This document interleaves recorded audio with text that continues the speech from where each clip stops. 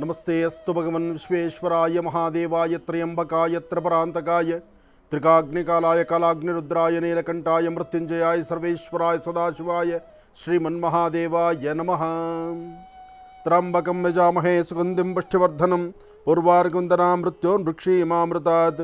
त्र्यंबकेश्वराय नमः, अगस्त्येश्वराय नमः, विश्वेश्वराय नमः, महेश्वराय नमः, सांब सदाशिवाय नमः, गिरिजाशंकराय नमः, गौरीशंकराय नमः, ओम महारूपाय नमः। त्र्यंबकं यजामहे सुगन्धिं पुष्टिवर्धनं पूर्वार्गवन्दनां मृत्योर्मुक्षीयमामृतात्। त्र्यंबकेश्वराय नमः। ओम नमः शिवाय, ओम नमः शिवाय, ओम नमः शिवाय। पद्मानने पद्मपत्रे पद्मप्रिये पद्मदलायताक्षे विश्वप्रिय विष्णुमनोनुकूले त्वत्पादपद्ममयि सन्निधत्स्वां या सा पद्मासनस्था विपुलकटितरी पद्मपत्रायताक्षी श्रीं अम्बां भगवतीं श्रीं ललितां राजराजेश्वरीं गौरीर्ममाय सलिलानक्षत्रोद्युपदीं विपदीं सां चतुष्पदीं अष्टापदे नौपदीं बहुषीं सहस्राक्षरां परमे व्योमन्।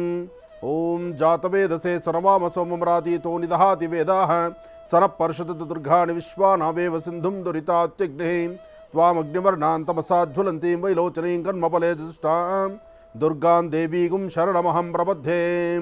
ओं ललिताम्बिकाय नमः, ओं दुर्गाम्बिकाय नमः, ओं क्षेत्रपालिनी नमः, ओं क्षेत्रेशी नमः, ओं नवदुर्गाय नमः, त्रिकालग्नसम्पन्नी नमः, ओं ब्राह्म्ये नमः, माहेश्वर्ये नमः, कौमार्ये नमः, वैष्णव्ये नमः, वाराह्ये नमः, इंद्राण्ये नमः, चामुण्डाय नमः, चंडिकाय नमः, महाकाली महालक्ष्मी समेत ಶ್ರೀಮದ್ಮಹಾಲಲಿತಾಂಬಿಕಾಯ ನಮಃ. ಮಹರ್ಷಿವಾಣಿ ಕಾರ್ಯಕ್ರಮದ ಸಮಸ್ತ ವೀಕ್ಷಕ ಬಂಧುಗಳಿಗೂ ಮುಂಜಾನೆಯ ಶುಭೋದಯಗಳು.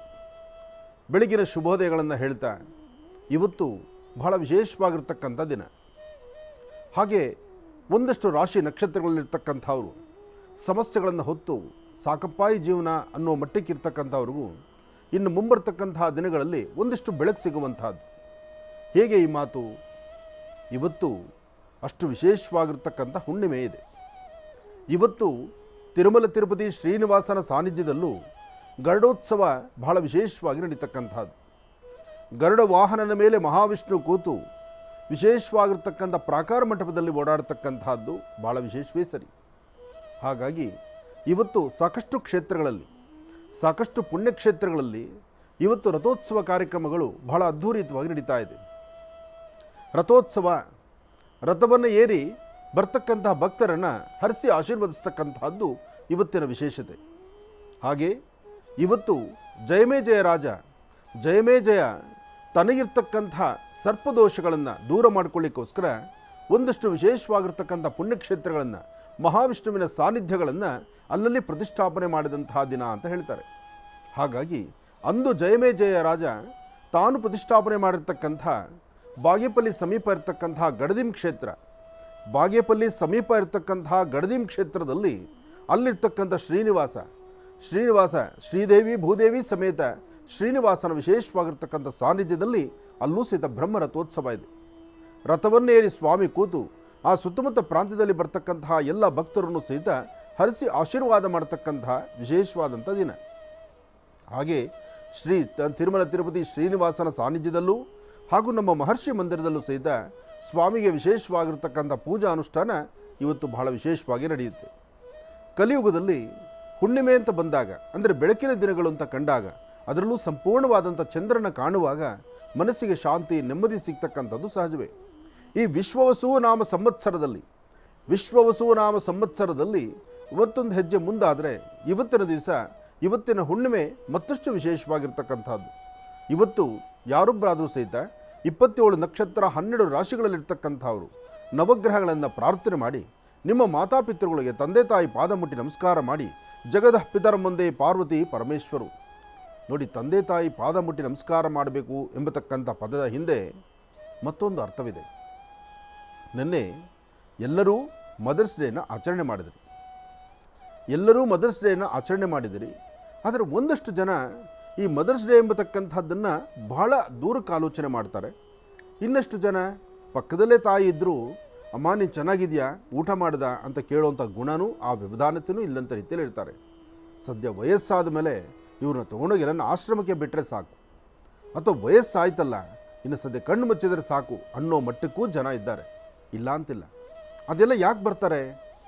ನಾವು ಹುಚ್ಚರಂತೆ ವರ್ಷಕ್ಕೆ ಒಂದು ದಿವಸ ಮದರ್ಸ್ ಡೇ, ವರ್ಷಕ್ಕೆ ಒಂದು ದಿವಸ ಫಾದರ್ಸ್ ಡೇ. ಎಂಥ ಪರಿಸ್ಥಿತಿ ನೋಡಿ. ತಂದೆಗೊಂದು ದಿವಸ, ತಾಯಿಗೊಂದು ದಿವಸ. ತಾಯಿ ತನ್ನ ಗರ್ಭವನ್ನೇ ಸೀಳ್ಕೊಂಡು ತನ್ನ ದೇಹದಲ್ಲಿರ್ತಕ್ಕಂಥ ರಕ್ತವನ್ನು ಗೋಕ್ಷೀರ ಹಾಲಿನಂತೆ ಮಾಡಿ ಹೊಟ್ಟೆಗೆ ಆಹಾರವನ್ನು ಕೊಟ್ಟು ತಾನು ತನ್ನ ಮಗು ತನ್ನ ತೊಡೆ ಮೇಲೆ ಮಲಗಿಸ್ಕೊಂಡು ಹಾಲು ಕೊಡುವಾಗ ತನ್ನ ಎದೆ ಮೊರೆ ತೊಟ್ಟನ್ನು ಕಚ್ಚಿದ್ರೂ ಸಹಿತ ಅದು ಏನೇ ನೋವಿದ್ರೂ ಸಹಿತ ಅನುಭವಿಸಿ ಆ ಮಗುಗೆ ಹೊಟ್ಟೆಗೆ ಹಾಲು ಕೊಟ್ಟು ಮಕ್ಕಳನ್ನು ಬೆಳೆಸಿ ದೊಡ್ಡವರು ಮಾಡ್ತಾರೆ. ಒಂದು ತಾಯಿಗೆ 12 ಜನ ಮಕ್ಕಳಿದ್ದರೂ 12 ಜನ ಮಕ್ಕಳನ್ನು ಸಹಿತ ತನ್ನ ಎದೆಗೆ ಹಾಕ್ಕೊಂಡು ಎಲ್ಲರಿಗೂ ಹಾಲು ಕುಡಿಸಿ ಎಲ್ಲರಿಗೂ ಸಹಿತ ಆಹಾರವನ್ನು ಕೊಟ್ಟು ಮಕ್ಕಳನ್ನು ಬೆಳೆಸಿ ದೊಡ್ಡವ್ರನ್ನ ಮಾಡಿ ವಿದ್ಯೆ ಕೊಟ್ಟು ಜ್ಞಾನ ಕೊಟ್ಟು ಎಲ್ಲವನ್ನು ಮಾಡ್ತಾರೆ. ಅದೇ ತಾಯಿಗೆ ವಯಸ್ಸಾದಂಥ ಕಾಲದಲ್ಲಿ 12 ಜನ ಮಕ್ಕಳಲ್ಲಿ ಯಾರೋ ಒಬ್ಬರೋ ಇಬ್ಬರೋ ಸುಧಾರಣೆ ಮಾಡ್ತಾ ಇರ್ತಾರೆ. ಉಳಿದಂಥವರು ವಿಸಿಟ್ ಮಾಡ್ಕೊಂಡು ಹೋಗ್ತಾರೆ, ಬರ್ತಾರೆ. ಅಮ್ಮ ಚೆನ್ನಾಗಿದೆಯಾ, ಊಟ ಮಾಡಿದ್ರೆ ಹೇಗಿದೆ ಆರೋಗ್ಯ, ಎಲ್ಲ ಚೆನ್ನಾಗಿ ನೋಡ್ಕೊಳ್ತಾ ಇದ್ದಾರಾ, ಎಲ್ಲ ಚೆನ್ನಾಗಿ ನೋಡ್ಕೊಳ್ತಾ ಇದ್ದಾರೆ ಅಂದರೆ ಅಲ್ಲೊಂದು ಕಡ್ಡಿ ಗೀರು ಹಾಕಿದ್ರು ಅಂತ. ನೋಡ್ಕೊಳ್ಳೋರ ಮನಸ್ಸಿಗೆ ಇವ್ರು ಮಾಡೋ ಚೇಷ್ಟೆ ಅದು. ಚೆನ್ನಾಗಿ ನೋಡ್ಕೊಳ್ತಾ ಇದ್ದಾರಾ, ನೀವು ಚೆನ್ನಾಗಿದ್ದೀರಾ ಅಂದರೆ ಅಲ್ಲಿಗೆ ನೀನು ನೋಡ್ಕೊಳ್ಳೋ ಯೋಗ್ಯತೆ ಇಲ್ಲ, ನೀನು ತಾಯಿನ ನೋಡ್ಕೊಳ್ಳೋ ಯೋಗ್ಯತೆ ಇಲ್ಲ. ನೋಡ್ಕೊಳ್ಳೋಂಥವ್ರ ಮನೆಗೆ ಬಂದು ಒಂದು ಕಡ್ಡಿ ಗೀರು ಹಾಕುವಂಥ ಕೆಲಸ ಮಾಡ್ತಾ ಇದ್ದೀರಿ. ಜನ್ಮ ಕೊಟ್ಟ ಜನ್ಮದಾತೆಯನ್ನು ತೃಪ್ತಿಕರವಾಗಿ ನೋಡಿಕೊಂಡು ಅವರ ಮನಸ್ಸಲ್ಲಿರ್ತಕ್ಕಂಥ ನೋವನ್ನು ಅರ್ಥ ಮಾಡಿಕೊಂಡು ಅದಕ್ಕೆ ಏನು ಬೇಕು ಬೇಡ ಪರಿಹಾರಗಳನ್ನು ಕಂಡು ಅವರು ಸಂತೋಷಪಡಿಸಬೇಕಾದ್ದು. ವರ್ಷದ 365 ದಿವಸ ತಾಯಿ ಋಣ ಹರಿಸ್ಕೊಳ್ಳೋಕ್ಕಾಗದಿರತಕ್ಕಂಥ ಪರಿಸ್ಥಿತಿಯಲ್ಲಿದ್ದಾಗ ತಾಯಿನ ಪ್ರತಿನಿತ್ಯ ಆರಾಧನೆ ಮಾಡಬೇಕಾದ್ದು. ಇದು ನಮ್ಮ ಭಾರತೀಯ ಹಿಂದೂ ಸನಾತನ ಧರ್ಮದ ಒಂದು ಧರ್ಮ ಜಾಗೃತಿ. ತಂದೆ ತಾಯಿನೇ ಪ್ರಧಾನ ಅಂತ ಹೇಳಿದಾಗ, ತಂದೆ ತಾಯಿಗಿನ ಮತ್ತೊಬ್ರು ಇಲ್ಲ ಅಂತ ಹೇಳಿದಾಗ ನಾವು ಹೇಗೆ ಬದುಕಬೇಕು, ಹೇಗಿರಬೇಕು ನಮ್ಮ ಜೀವನ? ದೇವರು ನಂತರ, ಆದರೆ ಪ್ರತ್ಯಕ್ಷವಾಗಿ ಕಾಣತಕ್ಕಂಥ ದೇವರು. ಒಂದು ಕಡೆ ಗ್ರಂಥದಲ್ಲಿ ಆಧಾರ ಹೇಳುತ್ತೆ, ಶಿವ ಕೈಲಾಸದಲ್ಲಿದ್ದಾಗ ಎಲ್ಲರನ್ನೂ ನೋಡಿ ನನಗೆ ಮಾತೃ ಇಲ್ವಲ್ಲ, ನನಗೆ ಮಾತೃನೇ ಇಲ್ವಲ್ಲ, ನನ್ನ ತಾಯಿ ಇಲ್ವಲ್ಲ ಅಂಥೇಳಿ ಮನಸ್ಸು ಬಹಳ ನೊಂದುಕೊಂಡಂತೆ. ಸೃಷ್ಟಿಯನ್ನು ಸಾಕುವಂಥವನು, ಸೃಷ್ಟಿ ಸ್ಥಿತಿಯ ಲಯವನ್ನು ನಡೆಸ್ತಕ್ಕಂಥವನು, ಜಗತ್ತಿಗೆ ಆಹಾರವನ್ನು ಕೊಡ್ತಕ್ಕಂಥವನು, ಅಂತಹ ಸಾಂಬ ಸದಾಶಿವ ತನ್ನ ತಾಯಿ ಇಲ್ವಲ್ಲ, ನನಗೊಂದು ತಾಯಿ ಇಲ್ವಲ್ಲ ಅಂತ ಅಂಗಲಾಸ್ತಾನಂತೆ, ಭಯಪಡ್ತಾನಂತೆ, ನೋವು ಪಡ್ತಾನಂತೆ, ಒಂಥರ ಆಕ್ರಂದಕ್ಕೆ ಈಡಾಗ್ತಾನಂತೆ ಮತ್ತು ಕಣ್ಣಲ್ಲಿ ನೀರು ಸುರಿಸ್ತಾನಂತೆ. ಬಹುಶಃ ಆಗ ಬಂದ ಕಣ್ಣೀರೇ ಈ ರುದ್ರಾಕ್ಷಿ ಆಯ್ತೇನೋ. ಅಂತಹದ್ದು ತಾಯಿ ಋಣ ಹರಿಸ್ಲಿಕ್ಕಾಗತ್ತಾ? ಹಾಗಂತ ತಾಯಿಗೆ ಒಂದು ದಿವಸ ಸಾಕ?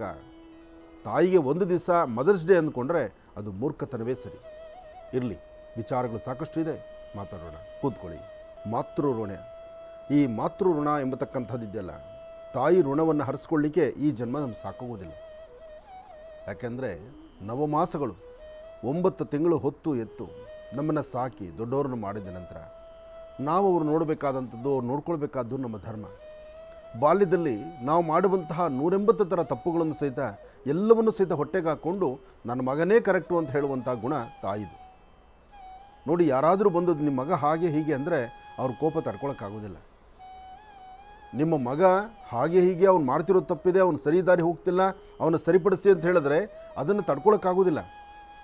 ಅಷ್ಟು ಕೋಪ ಬಂದ್ಬಿಡುತ್ತೆ ತಾಯಿಗೆ. ಅದೇ ನಿಮ್ಮ ಮಗ ಹಾಗಲ್ಲ, ಹೀಗೆ ಈ ಥರ ಇದ್ದಾನೆ, ಒಳ್ಳೆಯವನಿದ್ದಾನೆ, ಅವನು ಒಳ್ಳೆ ಕೆಲಸ ಮಾಡ್ತಿದ್ದಾನೆ, ಒಳ್ಳೆ ವಿದ್ಯಾವಂತ ಆಗಿದ್ದಾನೆ, ಒಳ್ಳೆ ಬುದ್ಧಿವಂತನಾಗಿದ್ದಾನೆ ಅಂದಾಗ ಅದರ ಆನಂದ ಅವರು ತಡಿಲಿಕ್ಕಾಗೋದಿಲ್ಲ. ಅಂತಹ ಗುಣ ಮಾತೃದು. ಅಂತಹ ಮಾತೃಗುಣ ಇರ್ತಕ್ಕಂಥ ತಾಯಿಯ ವಾತ್ಸಲ್ಯವನ್ನು ನಾವು ಒಂದು ದಿನದ ಮಟ್ಟಿಗೆ ಮುಗಿಸೋಕ್ಕಾಗತ್ತಾ? ಒಂದು ಸಿಕ್ಕದು ಸೀಮಿತನ? ಸಾಧ್ಯವೇ ಇಲ್ಲ. ಹಾಗಾಗಿ ಮದರ್ಸ್ ಡೇ ಎಂಬತಕ್ಕಂಥದ್ದು ಅದು ನನ್ನ ಕ್ಷಮಕ್ಕೆ ನಾನು ಆಲೋಚನೆ ಮಾಡೋದಾದರೆ ಅದು ತಪ್ಪೇ. ಅದು ವರ್ಷದ 365 ದಿವಸ ತಾಯಿಗಾಗಿ ಮೀಸಲು ಮಾಡಬೇಕು. ಇರಲಿ, ಇದೆಲ್ಲವೂ ಎಲ್ಲರೂ ಅರ್ಥಕೊಳ್ಬೇಕಾದಂಥದ್ದು. ಇನ್ನು ಭಾರತದ ಗಡಿ ಭಾಗದಲ್ಲಿ ಯುದ್ಧಕ್ಕೆ ಅಂತ ಹೊರಟು ಯುದ್ಧದಲ್ಲೇ ತಮ್ಮ ಜೀವನ ಕಡೆ ಮಾಡಿಕೊಂಡಿರ್ತಕ್ಕಂತಹ ಒಂದಷ್ಟು ಜನ ಯೋಧರಿದ್ದಾರೆ. ಅವರ ಕುಟುಂಬ ನಿಜಕ್ಕೂ ಅಬ್ಬ ಅವರ ಮಾರುತಾಂಬೆಗೆ ಮಾಡಿರ್ತಕ್ಕಂಥ ಸೇವೆ ಮೆಚ್ಚುವಂತಹದ್ದು. ಇವತ್ತಿನ ದಿವಸ ಯುದ್ಧಕ್ಕೆ ಅಂತ ಹೊರಟಾಗ ಪುನಃ ತಾವು ಬರಲಿಕ್ಕೆ ಆಗುತ್ತೋ ಇಲ್ವೋ ಅಂತ ಗೊತ್ತಿಲ್ಲ. ಆದರೆ ಯುದ್ಧಕ್ಕೆ ಹೊರಡಬೇಕಾದ ಧರ್ಮ ಅಂಥೇಳಿ ಮದುವೆ ಆಗಿ ಬರೀ 3 ದಿವಸಕ್ಕೆ ತಾನು ಯಾತ್ರೆಯಲ್ಲಿ ಹೊರಟು ನಾನು ಡ್ಯೂಟಿ ಮಾಡಿರ್ತಕ್ಕಂಥ ಯೋಧರಿದ್ದಾರೆ. ಮದುವೆ ಆದದ್ದು 1 ವರ್ಷ ಇನ್ನು ಮಕ್ಕಳೇ ಇಲ್ಲ ಅಂಥವ್ರು ಹೋಗಿರ್ತಕ್ಕಂಥವ್ರಿದ್ದಾರೆ. ಒಂದು ಸಣ್ಣ ಪುಟ್ಟ ಕಂದಮ್ಮನ್ನು ಜೊತೆಯಲ್ಲಿ ಇಟ್ಕೊಂಡು ಆಗ ತಾನೇ ಹುಟ್ಟಿರ್ತಕ್ಕಂಥ ಮಗು ನೋಡಿ ಆನಂದಿಸಿ ನನಗೆ ಯುದ್ಧದ ಕರೆ ಬಂದಿದೆ, ನಾನು ಹೊರಡಬೇಕು ಅಂತೇಳಿ ಹೊರಟಿರ್ತಕ್ಕಂತಹ ಯೋಧರಿದ್ದಾರೆ. ಯೋಧರು ರಜದಲ್ಲಿ ಊರಿಗೆ ಬಂದರೂ ಪುನಃ ಅವರಿಗೆ ಕರೆ ಬಂತು ಅಂದರೆ ಯುದ್ಧಕ್ಕೆ ಸನ್ನಿಹಿತವಾಗಬೇಕಾಗಿದೆ, ಹೊರಡಬೇಕು ಅಂದರೆ ಹಿಂದೆ ಮುಂದೆ ಆಲೋಚನೆ ಮಾಡೋಂಗಿಲ್ಲ, ಅವ್ರ ಲೀವನ್ನು ಅಲ್ಲೇ ಕ್ಯಾನ್ಸಲ್ ಮಾಡ್ಕೊಂಡು ಹೊರಡಬೇಕು. ಆದರೆ ಬೇರೆಲ್ಲ ಡಿಪಾರ್ಟ್ಮೆಂಟಲ್ಲಿ ಹೇಗಿರುತ್ತಪ್ಪ ಅಂದರೆ ಒಮ್ಮೆ ಲೀವ್ ಹಾಕ್ಕೊಂಬಿಟ್ರೆ ನನಗೂ ನಿನಗೂ ಸಂಬಂಧ ಇಲ್ಲದಂಥ ರೀತಿಯಲ್ಲಿ ಇರುತ್ತೆ. ಬಟ್ ಇದು ಆ ಥರ ಅಲ್ಲ. ಆದರೆ ಏನೇ ಆದರೂ ವೀರ ಯೋಧರು ಭಾರತದ ಗಡಿ ಭಾಗದಲ್ಲಿ ಈ ಮೊನ್ನೆ ನಡೆದಂತಹ ಯುದ್ಧದಲ್ಲಿ, ಅಂದರೆ ಯುದ್ಧನೇ ಅದು, ಇವತ್ತು ಸಂಪೂರ್ಣವಾಗಿ ಯುದ್ಧ ಘೋಷಣೆ ಇಲ್ಲ, ಆದರೂ ಅದು ಒಂದು ಯುದ್ಧವೇ. ಆ ಯುದ್ಧದಲ್ಲಿ ತಮ್ಮನ್ನು ತಾವು ಸಂಪೂರ್ಣವಾಗಿ ಭಾರತಾಂಬೆಗೆ ಅರ್ಪಣೆ ಮಾಡಿಕೊಂಡ್ರಲ್ಲ, ಅಂತಹ ಕುಟುಂಬಗಳಿಗೆ ಆ ನೋವು ಬೆರೆಸುವಂಥ ಶಕ್ತಿ ತಾಯಿ ಭಾರತಾಂಬೆ ಕೊಡಬೇಕು. ಅದಕ್ಕೆ ಪ್ರತಿಯೊಬ್ಬ ಯೋಧರನ್ನು ನಾವು ಗೌರವಿಸಲೇಬೇಕು. ಯೋಧನಿಗೆ ಯಾವತ್ತೂ ತಾನು ಆ ಸೇನೆಗೆ ಸೇರ್ತಾನೋ, ಮಿಲಿಟ್ರಿಗೆ ಆತ ಸೇರ್ತಾನೋ, ಆತ ಭಾರತಾಂಬೆಯ ಗಡಿ ಭಾಗದ ಭಾರತಾಂಬೆಯ ಸೇವೆ ಮಾಡಬೇಕು ಅಂಥೇಳಿ ಭಾರತ ದೇಶದ ಗಡಿ ಭಾಗಗಳಲ್ಲಿ ಡ್ಯೂಟಿಗೆ ಹೊರಡ್ತಾನೋ ಅವತ್ತೇ ಅವನಿಗೆ ಗೊತ್ತಿರುತ್ತೆ. ಒಂದು ರಿಟೈರ್ಡ್ ಆದರೆ ಒಂದು ಗೌರವವಾಗಿ ಸಲ್ಯೂಟ್ ಹೊಡೆದು ಬರ್ತೇನೆ, ಇಲ್ಲ ಅಂದರೆ ಒಂದು ಬಾಕ್ಸಲ್ಲಿ ಅದರ ಮೇಲೆ ನಮ್ಮ ಭಾರತದ ಧ್ವಜವನ್ನು ಹಾಕ್ಕೊಂಡು, ಅಂದರೆ ಎದೆ ಮೇಲೆ ಧ್ವಜವನ್ನು ತಂದು ನನ್ನ ವಾಸ್ತುಗುರಿಗೆ ಬರ್ತೀನಿ ಅಂತ ಅವತ್ತು ತೀರ್ಮಾನ ಮಾಡಿರ್ತಾರೆ. ನಿಜಕ್ಕೂ ತುಂಬ ನೋವಿನ ಕ್ಷಣ ಅದು. ಎಲ್ಲ ಡಿಪಾರ್ಟ್ಮೆಂಟಲ್ಲೂ ಡ್ಯೂಟಿ ಮುಗಿದ್ರೆ ಪೆನ್ಷನ್ ಹಣ ಬರುತ್ತೆ, ನಾನು ನನ್ನ ಹೆಂಡತಿ ಮಕ್ಕಳು ಚೆನ್ನಾಗಿರ್ಬೋದು. ಬಟ್ ಈ ಸೇವೆನ ಆಯ್ಕೆ ಮಾಡ್ಕೊಂಡು ಹೋಗ್ತಾರಲ್ಲ, ಅವರಿಗೆ ನಿಜಕ್ಕೂ ನಾವು ಒಂದು ದೊಡ್ಡ ಸಲ್ಯೂಟ್ ಹೊಡೆದು ಅವ್ರನ್ನ ಗೌರವಿಸಬೇಕಾದ್ದು ನಮ್ಮ ಭಾರತೀಯರ ಕರ್ತವ್ಯ. ಇರಲಿ, ಒಳ್ಳೆಯದಾಗಲಿ, ಆ ಕುಟುಂಬಕ್ಕೆಲ್ಲ ಒಳ್ಳೆಯದಾಗಲಿ ಅಂತ ನಾನು ಕಲಿಯುಗದ ಪ್ರತ್ಯಕ್ಷ ದೈವವಾಗಿರ್ತಕ್ಕಂಥ ತಿರುಮಲ ತಿರುಪತಿ ಶ್ರೀನಿವಾಸನ್ನು ಹಾಗೂ ನನ್ನ ಆರಾಧ್ಯ ದೇವತೆ ಆಗಿರ್ತಕ್ಕಂಥ ಲಕ್ಷ್ಮೀ ವೆಂಕಟೇಶ್ವರ ಸ್ವಾಮಿಯನ್ನು, ವರಾಹ ಸ್ವಾಮಿಯನ್ನು ನಾನು ಪ್ರಾರ್ಥನೆ ಮಾಡ್ತೀನಿ. ಲಕ್ಷ್ಮೀ ವರಾಹ ಸ್ವಾಮಿಯ ಅನುಗ್ರಹ ಆ ಎಲ್ಲ ಕುಟುಂಬಗಳಿಗೂ ನಿಲ್ಲಲಿ. ಹಾಗೆ ಯಾರೆಲ್ಲ ಮೊನ್ನೆ ನೋವನ್ನು ಅನುಭವಿಸಿದ್ದಾರೆ, ಯಾರೆಲ್ಲ ಕುಟುಂಬದಲ್ಲಿ ಒಂದಷ್ಟು ಸಮಸ್ಯೆಗಳಾಗಿದೆ, ಆ ಕುಟುಂಬಕ್ಕೆ ಈ ನೋವನ್ನು ಭರಿಸುವಂಥ ಶಕ್ತಿ ಆ ಭಗವಂತ ದಯಪಾಲಿಸಲಿ. ಒಳ್ಳೆಯದಾಗಲಿ, ಶುಭವಾಗಲಿ. ಇನ್ನು ಇವತ್ತು ಹುಣ್ಣಿಮೆ ಅಂತ ಹೇಳಿದೆ. ಹುಣ್ಣಿಮೆಯ ಈ ಶುಭ ದಿನ ಇವತ್ತು ಯಾರೊಬ್ಬರಾದರೂ ಸಹಿತ ತಲೆಗೆ ಸ್ನಾನ ಮಾಡಿಕೊಂಡು ಮನೆ ದೇವರ ಪ್ರಾರ್ಥನೆ ಮಾಡಿ ನಿಮ್ಮ ಪ್ರಾಂತ್ಯದ ಸಮೀಪ ಇರ್ತಕ್ಕಂಥ, ಅಂದರೆ ನಿಮ್ಮ ಮನೆಗೆ ಸುತ್ತಮುತ್ತ ಇರ್ತಕ್ಕಂಥ ವಿಷ್ಣು ಆಲಯಕ್ಕೆ ಹೋಗಿ ವಿಷ್ಣು ದೇವರನ್ನ ಪ್ರಾರ್ಥನೆ ಮಾಡಬೇಕು. ಶಿವಂ ಹೃದಯಂ ವಿಷ್ಣು, ವಿಷ್ಣು ಹೃದಯ ಶಿವ ಅಂತ ಶಿವಕೇಶವರನ್ನು ಆರಾಧನೆ ಮಾಡೋದು ಖಂಡಿತ ತಪ್ಪಲ್ಲ. ಯಾಕೆ ಅಂದರೆ ಇತ್ತ ಮೊದಲೇ ಹೇಳ್ಬೋದು ಚಂದ್ರಶೇಖರ ಅಂತ. ಚಂದ್ರನನ್ನು ತಲೆಯ ಮೇಲೆ ಇಟ್ಕೊಂಡಂತಹವನು ಶೇಖರ, ಅಂದರೆ ಶಿವ. ಅಂತಹ ಸಾಂಬ ಸದಾಶಿವನ್ನು, ಹಾಗೆ ವಿಶೇಷವಾಗಿರ್ತಕ್ಕಂಥ ಹುಣ್ಣಿಮೆಯ ದಿನ ಗರುಡ ವಾಹನನಾಗಿ ಪ್ರತ್ಯಕ್ಷನಾಗ್ತಕ್ಕಂಥ ಮಹಾವಿಷ್ಣು. ಅದಕ್ಕೋಸ್ಕರ ಪ್ರತಿ ಹುಣ್ಣಿಮೆ ಗರುಡ ವಾಹನೋತ್ಸವ ಭಾಳ ವಿಶೇಷವಾಗಿ ನಡೆಯುತ್ತೆ ಕೆಲವು ಪುಣ್ಯಕ್ಷೇತ್ರಗಳಲ್ಲಿ. ಒಂದು ಕಡೆ ಗರುಡ ವಾಹನೋತ್ಸವ, ಇನ್ನೊಂದು ವೃಷಭ ವಾಹನೋತ್ಸವ. ಸ್ವಾಮಿ ನಂದಿಯ ಮೇಲೆ ಕೂತು ಬರ್ತಕ್ಕಂಥದ್ದು ಶಿವ, ಗರುಡನ ಮೇಲೆ ಕೂತ್ಕೊಂಡು ಬರ್ತಕ್ಕಂಥವನು ಮಹಾವಿಷ್ಣು. ಹೀಗೆ ಶಿವಕೇಶವರನ್ನು ಆರಾಧನೆ ಮಾಡತಕ್ಕಂಥದ್ದು ಹುಣ್ಣಿಮೆ.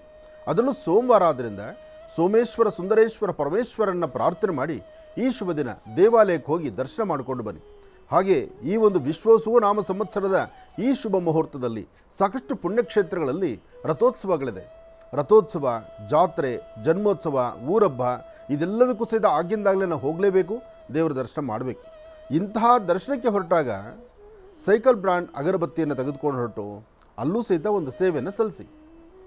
ಯಾಕೆಂದರೆ ಸೈಕಲ್ ಬ್ರ್ಯಾಂಡ್ ಅಗರಬತ್ತಿಯಲ್ಲಿ ಆಧ್ಯಾತ್ಮಿಕವಾಗಿ, ಧಾರ್ಮಿಕವಾಗಿ, ಧರ್ಮ ಸಂಸ್ಕೃತಿಯಾಗಿ ದೇವರ ಮುಂದೆ ಕೂತು ಧ್ಯಾನ ಮಾಡುವಷ್ಟು ಕಾಲ ಆ ಸುಗಂಧ ದ್ರವ್ಯದಿಂದ ಬರ್ತಕ್ಕಂಥ ಪರಿಮಳ ಇದೆಯಲ್ಲ, ಆ ಆನಂದವಾಗಿರುತ್ತೆ, ಮನಸ್ಸನ್ನು ಏಕಾಗ್ರತೆ ತರುತ್ತೆ. ಅದಕ್ಕಾಗಿ ಸೈಕಲ್ ಬ್ರ್ಯಾಂಡ್ ಅಗರಬತ್ತಿ. ಈ ಸೈಕಲ್ ಬ್ರ್ಯಾಂಡ್ ಅಗರಬತ್ತಿ ಇವತ್ತು ನೆನ್ನೆದಲ್ಲ, ಇದಕ್ಕೆ ಸಾಕಷ್ಟು ಇತಿಹಾಸ ಇದೆ. ಹಾಗಾಗಿ ಸೈಕಲ್ ಬ್ರ್ಯಾಂಡ್ ಅಗರಬತ್ತಿ ಅಂದರೆ ಎಲ್ಲರಿಗೂ ಮನಸ್ಸಿಗೆ ಹತ್ತಿರ. ದೇವರ ಪೂಜೆಗೆ ಇದು ಬಹಳ ವಿಶೇಷ, ಪೂಜಾನುಷ್ಠಾನಕ್ಕೂ ಬೇಕಾಗಿರ್ತಕ್ಕಂಥದ್ದು ಸೈಕಲ್ ಬ್ರ್ಯಾಂಡ್ ಅಗರಬತ್ತಿ. ಇನ್ನು divine star pendant. Divine star pendant ಅಂತಕ್ಕಂಥದ್ದು ಈ ಹುಣ್ಣಿಮೆಯಂದು ಪೆಂಡೆಂಟ್ ಧರಿಸೋದು ಬಹಳ ವಿಶೇಷವೇ ಸರಿ. ಇವತ್ತು ಸಾಕಷ್ಟು ಜನ ಪೆಂಡೆಂಟನ್ನು ಇವತ್ತಿನ ದಿವಸ ನಿಮ್ಮ ಕುತ್ತಿಗೆಯಲ್ಲಿರ್ತಕ್ಕಂಥ ಪೆಂಡೆಂಟನ್ನು ಸಹಿತ ಒಮ್ಮೆ ತೆಗೆದು ಅದನ್ನು ಶುದ್ಧೋದಕದಿಂದ ಜೊತೆಗೆ ಅರಿಶಿಣದ ನೀರಿನಿಂದ, ಈ ಹುಣ್ಣಿಮೆ ಬಹಳ ವಿಶೇಷವಾದ್ದರಿಂದ ನಿಮ್ಮ ಕುತ್ತಿಗೆಯಲ್ಲಿ ನೀವು ಧರಿಸಿರ್ತಕ್ಕಂಥ ಡಿವೈನ್ ಸ್ಟಾರ್ ಪೆಂಡೆಂಟ್ ಯಾರೆಲ್ಲ ಧರಿಸಿದ್ದೀರಿ ಆ ಕುತ್ತಿಗೆಯಿಂದ ಒಂದು ಸತಿ ಮಾಲೆಯನ್ನು ತೆಗೆರಿ. ಅಂದರೆ ಆ ಒಂದು ಪೆಂಡೆಂಟನ್ನು ತೆಗೆದು ಸ್ವಲ್ಪ ಅರಿಶಿಣದ ನೀರು, ಶುದ್ಧೋದಕ ಅಂದರೆ ಮಾಮೂಲಿ ನೀರು, ಎರಡೂ ನೀರಲ್ಲಿ ಮತ್ತು ಅರಿಶಿಣದಲ್ಲಿ ಶುದ್ಧಿ ಮಾಡಿ ನಂತರ ನೀವು ಧಾರಣೆ ಮಾಡಿಕೊಳ್ಳಿ. ಹಾಗೆ ಇವತ್ತು ಯಾರೆಲ್ಲ ಹೊಸದಾಗಿ ನೀವು ಧಾರಣೆ ಮಾಡ್ಕೋಬೇಕಾಗಿದೆ, ಯಾರೆಲ್ಲ ಹೊಸದಾಗಿ ತೆಗೆದು ನೀವು ಹಾಕೋಬೇಕು ಅಂತಿದ್ದೀರಿ, ಇವತ್ತು ಸಹಿತ ದೇವರ ಮುಂದೆ ಇಟ್ಟು ಪ್ರಾರ್ಥನೆ ಮಾಡಿ ಹುಣ್ಣಿಮೆಯ ಈ ಶುಭ ದಿನದಂದು ದಿ ಡಿವೈನ್ ಸ್ಟಾರ್ ಪೆಂಡೆಂಟನ್ನು ಧರಿಸಿ ನಮ್ಮ ಜೀವನ ಮತ್ತಷ್ಟು ಅಭಿವೃದ್ಧಿ ಆಗಲಿ, ಮತ್ತಷ್ಟು ಇರ್ತಕ್ಕಂಥ ಕಷ್ಟಗಳೆಲ್ಲವೂ ಸಹಿತ ದೂರ ಆಗಲಿ, ನಮ್ಮ ಜೀವನ ಸುಖಮಯವಾಗಿರಲಿ ಎಂಬತಕ್ಕಂಥ ಚಿಂತನೆಯಿಂದ ದಿ ಡಿವೈನ್ ಸ್ಟಾರ್ ಪೆಂಡೆಂಟನ್ನು ತಾವು ಧರಿಸುವಂಥದ್ದಾಗಲಿ. ಇನ್ನು ಸುದರ್ಶನ್ ಸಿಲ್ಕ್ ಎಂಬತಕ್ಕಂಥದ್ದು ಈಗಾಗಲೇ ಹಬ್ಬಗಳು ಬರಲಿ, ವಿಶೇಷತೆ ಇರಲಿ, ಯಾವುದೇ ಒಂದು ಫಂಕ್ಷನ್ ಆಗಲಿ, ಉಡುವ ಸೀರೆ ಅದು ಸುದರ್ಶನ್ ಸಿಲ್ಕ್ದೇ ಆಗಿರಬೇಕು. ಅಂದರೆ ಅಷ್ಟು ಅತ್ಯುತ್ತಮವಾದಂತಹ ರೀತಿ ಚಿಂತನೆ ಮಾಡತಕ್ಕಂಥದ್ದು ಹೆಣ್ಣು ಮಕ್ಕಳು. ಆದರೆ ಇತ್ತೀಚಿನ ದಿನಗಳಲ್ಲಿ ಸುದರ್ಶನ್ ಸಿಲ್ಕಲ್ಲಿ ಬರೀ ಸಿಲ್ಕ್ ಮಾತ್ರ ಅಲ್ಲ, ಸಣ್ಣ ಮಕ್ಕಳಿಂದ ಹಿಡಿದು ವಯಸ್ಸಾಗಿರ್ತಕ್ಕಂಥ ಹಿರಿಯರವರೆಗೂ ಎಲ್ಲರ ವಸ್ತ್ರಗಳು, ಎಲ್ಲರ ಒಂದು ಬಟ್ಟೆಗಳು ಅಲ್ಲಿ ಸಿಗುವಂಥದ್ದಿದೆ. ಒಳ್ಳೆಯದಾಗಲಿ, ಶುಭವಾಗಲಿ. ಇನ್ನು ಸದ್ಗುರು ಆಯುರ್ವೇದ ಶಾಂಪೂ ಮತ್ತು ಕಂಡೀಷನರ್. ಸದ್ಗುರು ಆಯುರ್ವೇದ ಮತ್ತು ಕಂಡೀಷನರು ಬಹಳ ವಿಶೇಷವಾಗಿದೆ. ಶಾಂಪೂ ಮತ್ತು ಕಂಡೀಷನರ್ ಭಾಳ ಚಿಕ್ಕದಾದಂತಹ ಒಂದು ಮೌಲ್ಯದಲ್ಲಿರ್ತಕ್ಕಂಥದ್ದು, ಆರೋಗ್ಯಕರವಾಗಿರ್ತಕ್ಕಂಥದ್ದು. ತಲೆ ಕೂದಲು ನುಣುಪಾಗಿ ಆರೋಗ್ಯಕರವಾಗಿರಲಿಕ್ಕೆ ಈ ಒಂದು ಸದ್ಗುರು ಶಾಂಪೂ ಬಹಳ ವಿಶೇಷವಾಗಿದೆ. ಒಳ್ಳೆಯದಾಗಲಿ, ಶುಭವಾಗಲಿ. ಇನ್ನು ಮಲ್ಲಿಕಾರ್ಜುನ ಟ್ರಾವೆಲ್ಸಲ್ಲಿ ಒಮ್ಮೆ ಪ್ರಯಾಣ ಬೆಳೆಸಬೇಕು. ತೀರ್ಥಕ್ಷೇತ್ರಗಳನ್ನು ನೋಡಬೇಕು, ಪುಣ್ಯಕ್ಷೇತ್ರಗಳನ್ನು ದರ್ಶನ ಮಾಡಬೇಕು, ಪುಣ್ಯವನ್ನು ಸಂಪಾದನೆ ಮಾಡಿಕೊಳ್ಬೇಕು. ಆದರೆ ಒಂದು ದೇವಾಲಯಕ್ಕೆ ಬಂದಾಗ ಅಲ್ಲಿನ ಸ್ಥಳ ಮಹಿಮೆ ಬೇಕು, ಜೊತೆಗೆ ಆ ಸ್ಥಳದ ಒಂದು ಪರಿಚಯ ಆಗಬೇಕು, ಮತ್ತು ಅಲ್ಲಿನ ಖಾದ್ಯಗಳನ್ನು, ಅಲ್ಲಿನ ಒಂದು ಪ್ರಾಂತ್ಯದ ಖಾದ್ಯಗಳನ್ನು ಅರ್ಥಪೂರ್ಣವಾಗಿ ಆಹಾರದಲ್ಲಿ ಸ್ವೀಕರಿಸಬೇಕು. ದೇವರನ್ನ ಕಣ್ತುಂಬ ನೋಡಬೇಕು, ದೇವರನ್ನ ಹತ್ತಿರದಿಂದ ನೋಡಬೇಕನ್ನೋ ಅದಕ್ಕೆ ವ್ಯವಸ್ಥೆಗಳು ಬೇಕಲ್ಲ. ಆ ಎಲ್ಲ ವ್ಯವಸ್ಥೆಗಳನ್ನು ಮಲ್ಲಿಕಾರ್ಜುನ ಟ್ರಾವೆಲ್ಸಲ್ಲಿ ಬಹಳ ಅಚ್ಚುಕಟ್ಟಾಗಿ ನಡೆಸ್ತಾ ಇದ್ದಾರೆ. ಒಳ್ಳೆಯದಾಗಲಿ, ಶುಭವಾಗಲಿ. ಇನ್ನು ಈ ಸಿಲ್ಕ್ ಮಾರ್ಕ್ ಎಂಬತಕ್ಕಂಥದ್ದು ಅಪ್ಪಟ ರೇಷ್ಮೆ ಸೀರೆ ತೆಗೆದುಕೊಂಡಾಗ ಅದಕ್ಕೆ ಸಿಲ್ಕ್ ಮಾರ್ಕ್ ಇದೆಯೋ ಇಲ್ವೋ ಚೆಕ್ ಮಾಡಬೇಕು. ನೀವು ಸುಮ್ಮನೆ ರೇಷ್ಮೆ ಸೀರೆ ತಂದೆ ಅಂಥೇಳಿ ತಂದಿರತಕ್ಕಂಥ ರೇಷ್ಮೆ ಸೀರೆನ ಉಡೋದು ಮುಖ್ಯ ಅಲ್ಲ. ಆ ರೇಷ್ಮೆ ಸೀರೆಯಲ್ಲಿ ಸಿಲ್ಕ್ ಮಾರ್ಕ್ ಇದೆಯಾ ಅದನ್ನು ಚೆಕ್ ಮಾಡಿ. ಸಿಲ್ಕ್ ಮಾರ್ಕ್ ಇದ್ದರೆ ಇವತ್ತಲ್ಲ, ಇನ್ನು 10 ವರ್ಷ ಆಗಲಿ, 20 ವರ್ಷ ಆಗಲಿ ಆ ಸೀರೆಗೆ ಒಂದು ಮೌಲ್ಯ. ಬಂಗಾರ ಮನೇಲಿ ಇಟ್ಕೊಂಡ್ರೆ ಹೇಗೆ ಬೆಲೆನೋ ಆ ಸಿಲ್ಕ್ ಮಾರ್ಕ್ ಇರ್ತಕ್ಕಂಥ ಸೀರೆಗೂ ಅಷ್ಟೇ ತೂಕ ಇರುತ್ತೆ. ಒಳ್ಳೆಯದಾಗಲಿ, ಶುಭವಾಗಲಿ. ಭಗವಂತನ ಪ್ರಾರ್ಥನೆ, ಬೆಳಗಿನ ಆಧ್ಯಾತ್ಮಿಕತೆ, ಧರ್ಮ, ಸಂಸ್ಕೃತಿ, ಜೊತೆಗೆ ಮಾತಾಪಿತೃಗಳನ್ನು, ತಂದೆ ತಾಯಿನ ಮನಸ್ಸಲ್ಲಿ ಪ್ರಾರ್ಥನೆ ಮಾಡ್ತಾ ಹಾಕುವ ಹೆಜ್ಜೆನಲ್ಲಿ ಹೊಸದನವನ್ನು ಕಾಣಬೇಕು. ವಾರದ ಪ್ರಾರಂಭ ಅಂದರೆ ವಾರದ ಪ್ರಾರಂಭದಲ್ಲಿರ್ತಕ್ಕಂಥ ಈ ಶುಭ ದಿನ. ಇವತ್ತು ಯಾವೆಲ್ಲ ಕೆಲಸ ಕಾರ್ಯಗಳನ್ನು ಮಾಡಿದ್ರೆ ಅದರಲ್ಲಿ ಲಾಭ ನಷ್ಟಗಳೇನು, ಜೊತೆಗೆ ಇವತ್ತಿನ ತಿಥಿ, ವಾರ, ನಕ್ಷತ್ರ, ಯೋಗ, ಕರಣ ಎಲ್ಲವನ್ನು ತಿಳ್ಕೊಳ್ಬೇಕಲ್ಲ. ಬನ್ನಿ, ಮೊದಲು ಇವತ್ತಿನ ಪಂಚಾಂಗ ಶ್ರವಣವನ್ನು ನಾವು ನೋಡೋಣ.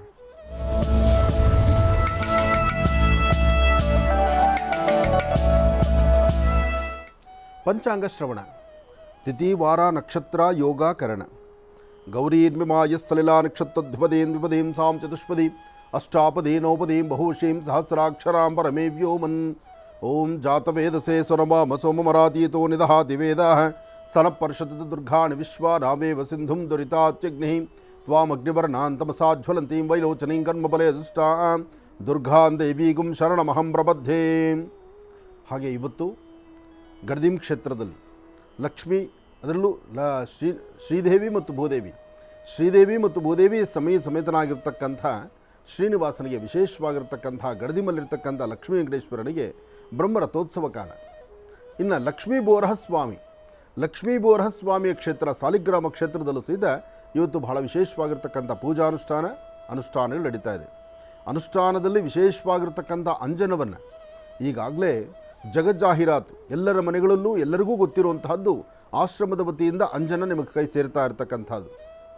ಅಂತಹ ವಾರಾಹಿ ಅಂಜನವನ್ನು, ವಿಶೇಷವಾಗಿರ್ತಕ್ಕಂಥ ಅಂಜನವನ್ನು ಇವತ್ತು ನೀವು ಪಡೀಲಿಕ್ಕೂ, ಇವತ್ತು ಅನುಷ್ಠಾನಗಳನ್ನು ನಡೆಸ್ಕೊಳ್ಳಿಕ್ಕೂ, ಯಾರ ಮನೆಗಳಲ್ಲಿ ಈಗಾಗಲೇ ಅಂಜನವನ್ನು ತೆಗೆದುಕೊಂಡಿದ್ದೀರೋ, ಯಾರೆಲ್ಲ ಅಂಜನವನ್ನು ಉಪಯೋಗಿಸ್ತಾ ಇದ್ದೀರೋ, ಗಂಡು ಮಕ್ಕಳಾದರೆ ಬಲಗಡೆ ಕಣ್ಣಿನ ಹುಬ್ಬು, ಹೆಣ್ಣು ಮಕ್ಕಳಾದರೆ ಎಡಗಡೆ ಕಣ್ಣಿನ ಹುಬ್ಬು, ಹೀಗೆ ಅಂಜನವನ್ನು ಉಪಯೋಗಿಸಿ ಅದರಿಂದ ಲಾಭವನ್ನು ಪಡಿತಿರ್ತಕ್ಕಂಥವರು, ಅದರಲ್ಲಿ ಮತ್ತಷ್ಟು ಶಕ್ತಿ ತುಂಬುವಂಥ ಕಾಯಕ ಹುಣ್ಣಿಮೆ ಮತ್ತು ಅಮಾವಾಸ್ಯೆ ಎಂದು ಮಾಡಬೇಕು.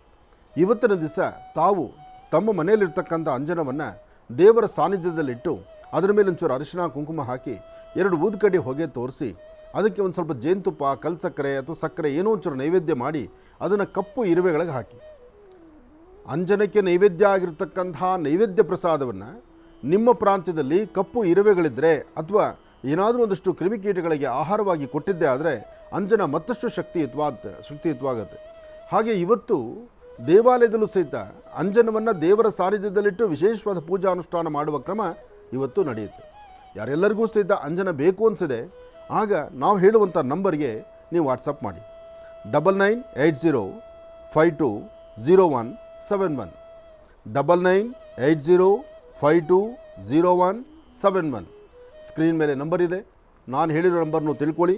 9980520171 ಈ ನಂಬರ್ಗೆ ನೀವು ಕರೆ ಮಾಡಿದಾಗ ನಿಮಗೆ ಕರೆ ಮಾಡೋದಕ್ಕಿಂತ ವಾಟ್ಸಪ್ಪಲ್ಲಿ ನಿಮ್ಮ ವಿಳಾಸವನ್ನು ಕಳಿಸಿದ್ರೆ ನಾವೇ ನಿಮ್ಮ ಮನೆ ಬಾಗಿಲಿಗೆ ಅಂಜನ ಪ್ರಸಾದವನ್ನು ಕಳಿಸುವಂಥ ಪ್ರಕ್ರಿಯೆಗೆ ನಾವು ಮುಂದಾಗ್ತೀವಿ.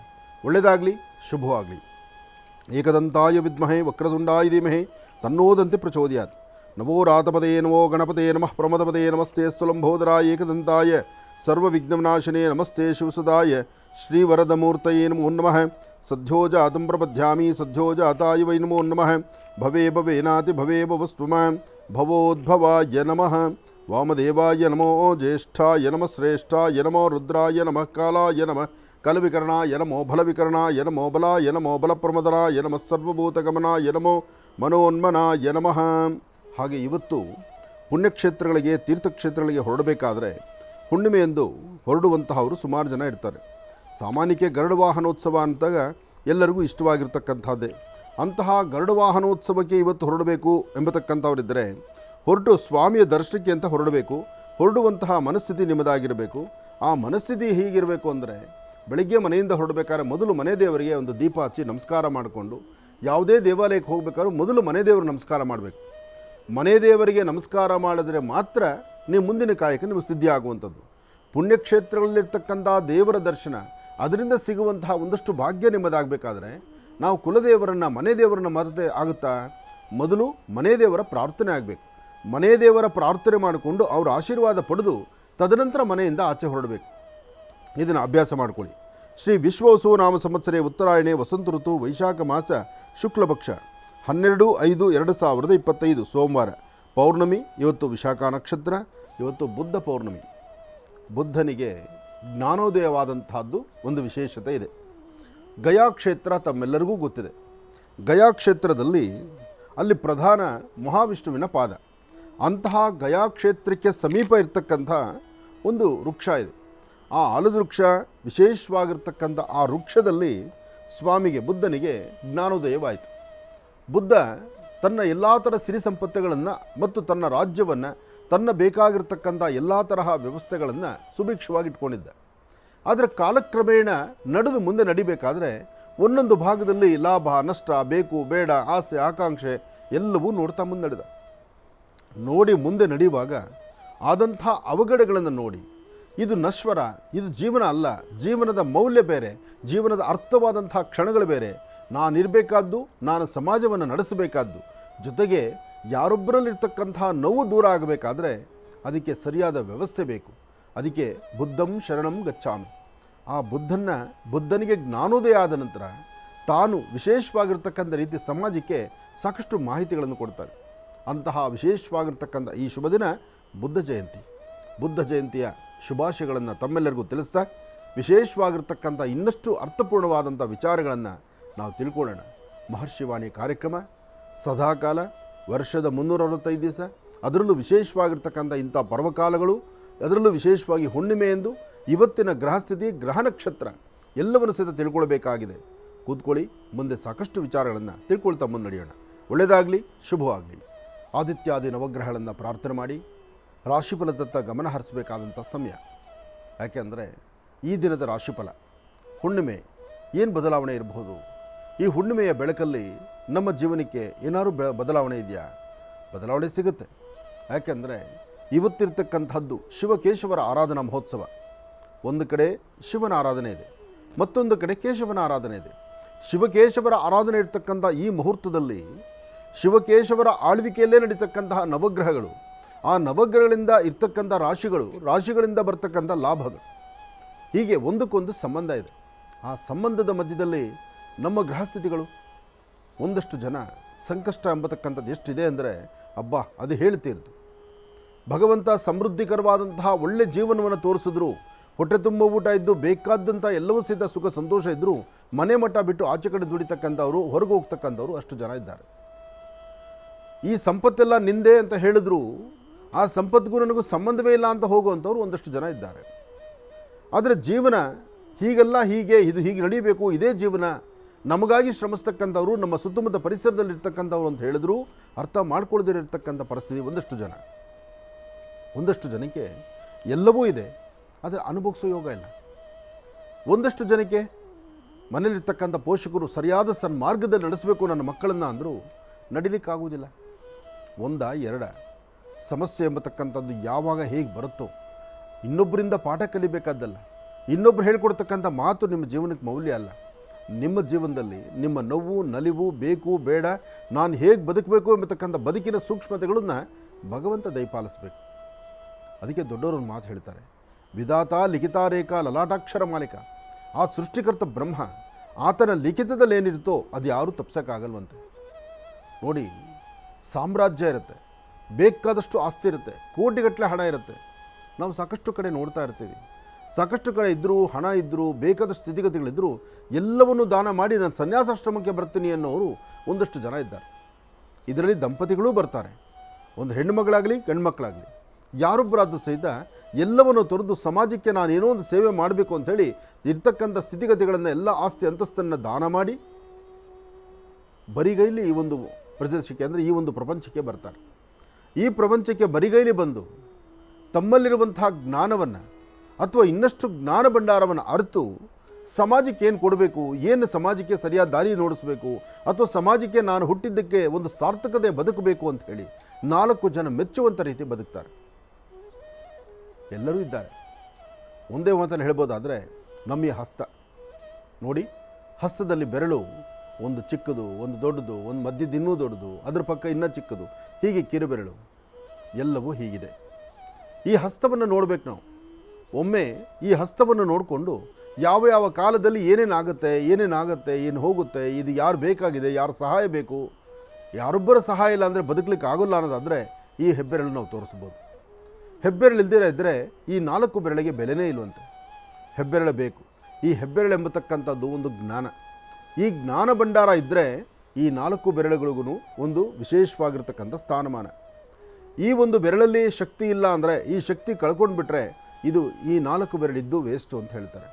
ಹಾಗೆ ಗುರು ಇರ್ತಕ್ಕಂಥದ್ದು ನೋಡಿ, ಈ ಬೆರಳಿಗೆ ಗುರುವಿನ ಆಸ್ಥಾನ ಅಂತ ಹೇಳ್ತಾರೆ. ಇದಕ್ಕೆ ಸಾಮಾನ್ಯಕ್ಕೆ ಈ ಬೆರಳಿಗೆ ಹಾಕುವಂಥ ಕಲ್ಲು ಸಹಿತ ಕನಕ ಪುಷ್ಪರಾಗನೇ ಬೇಕು ಅಂತ ಹೇಳ್ತಾರೆ.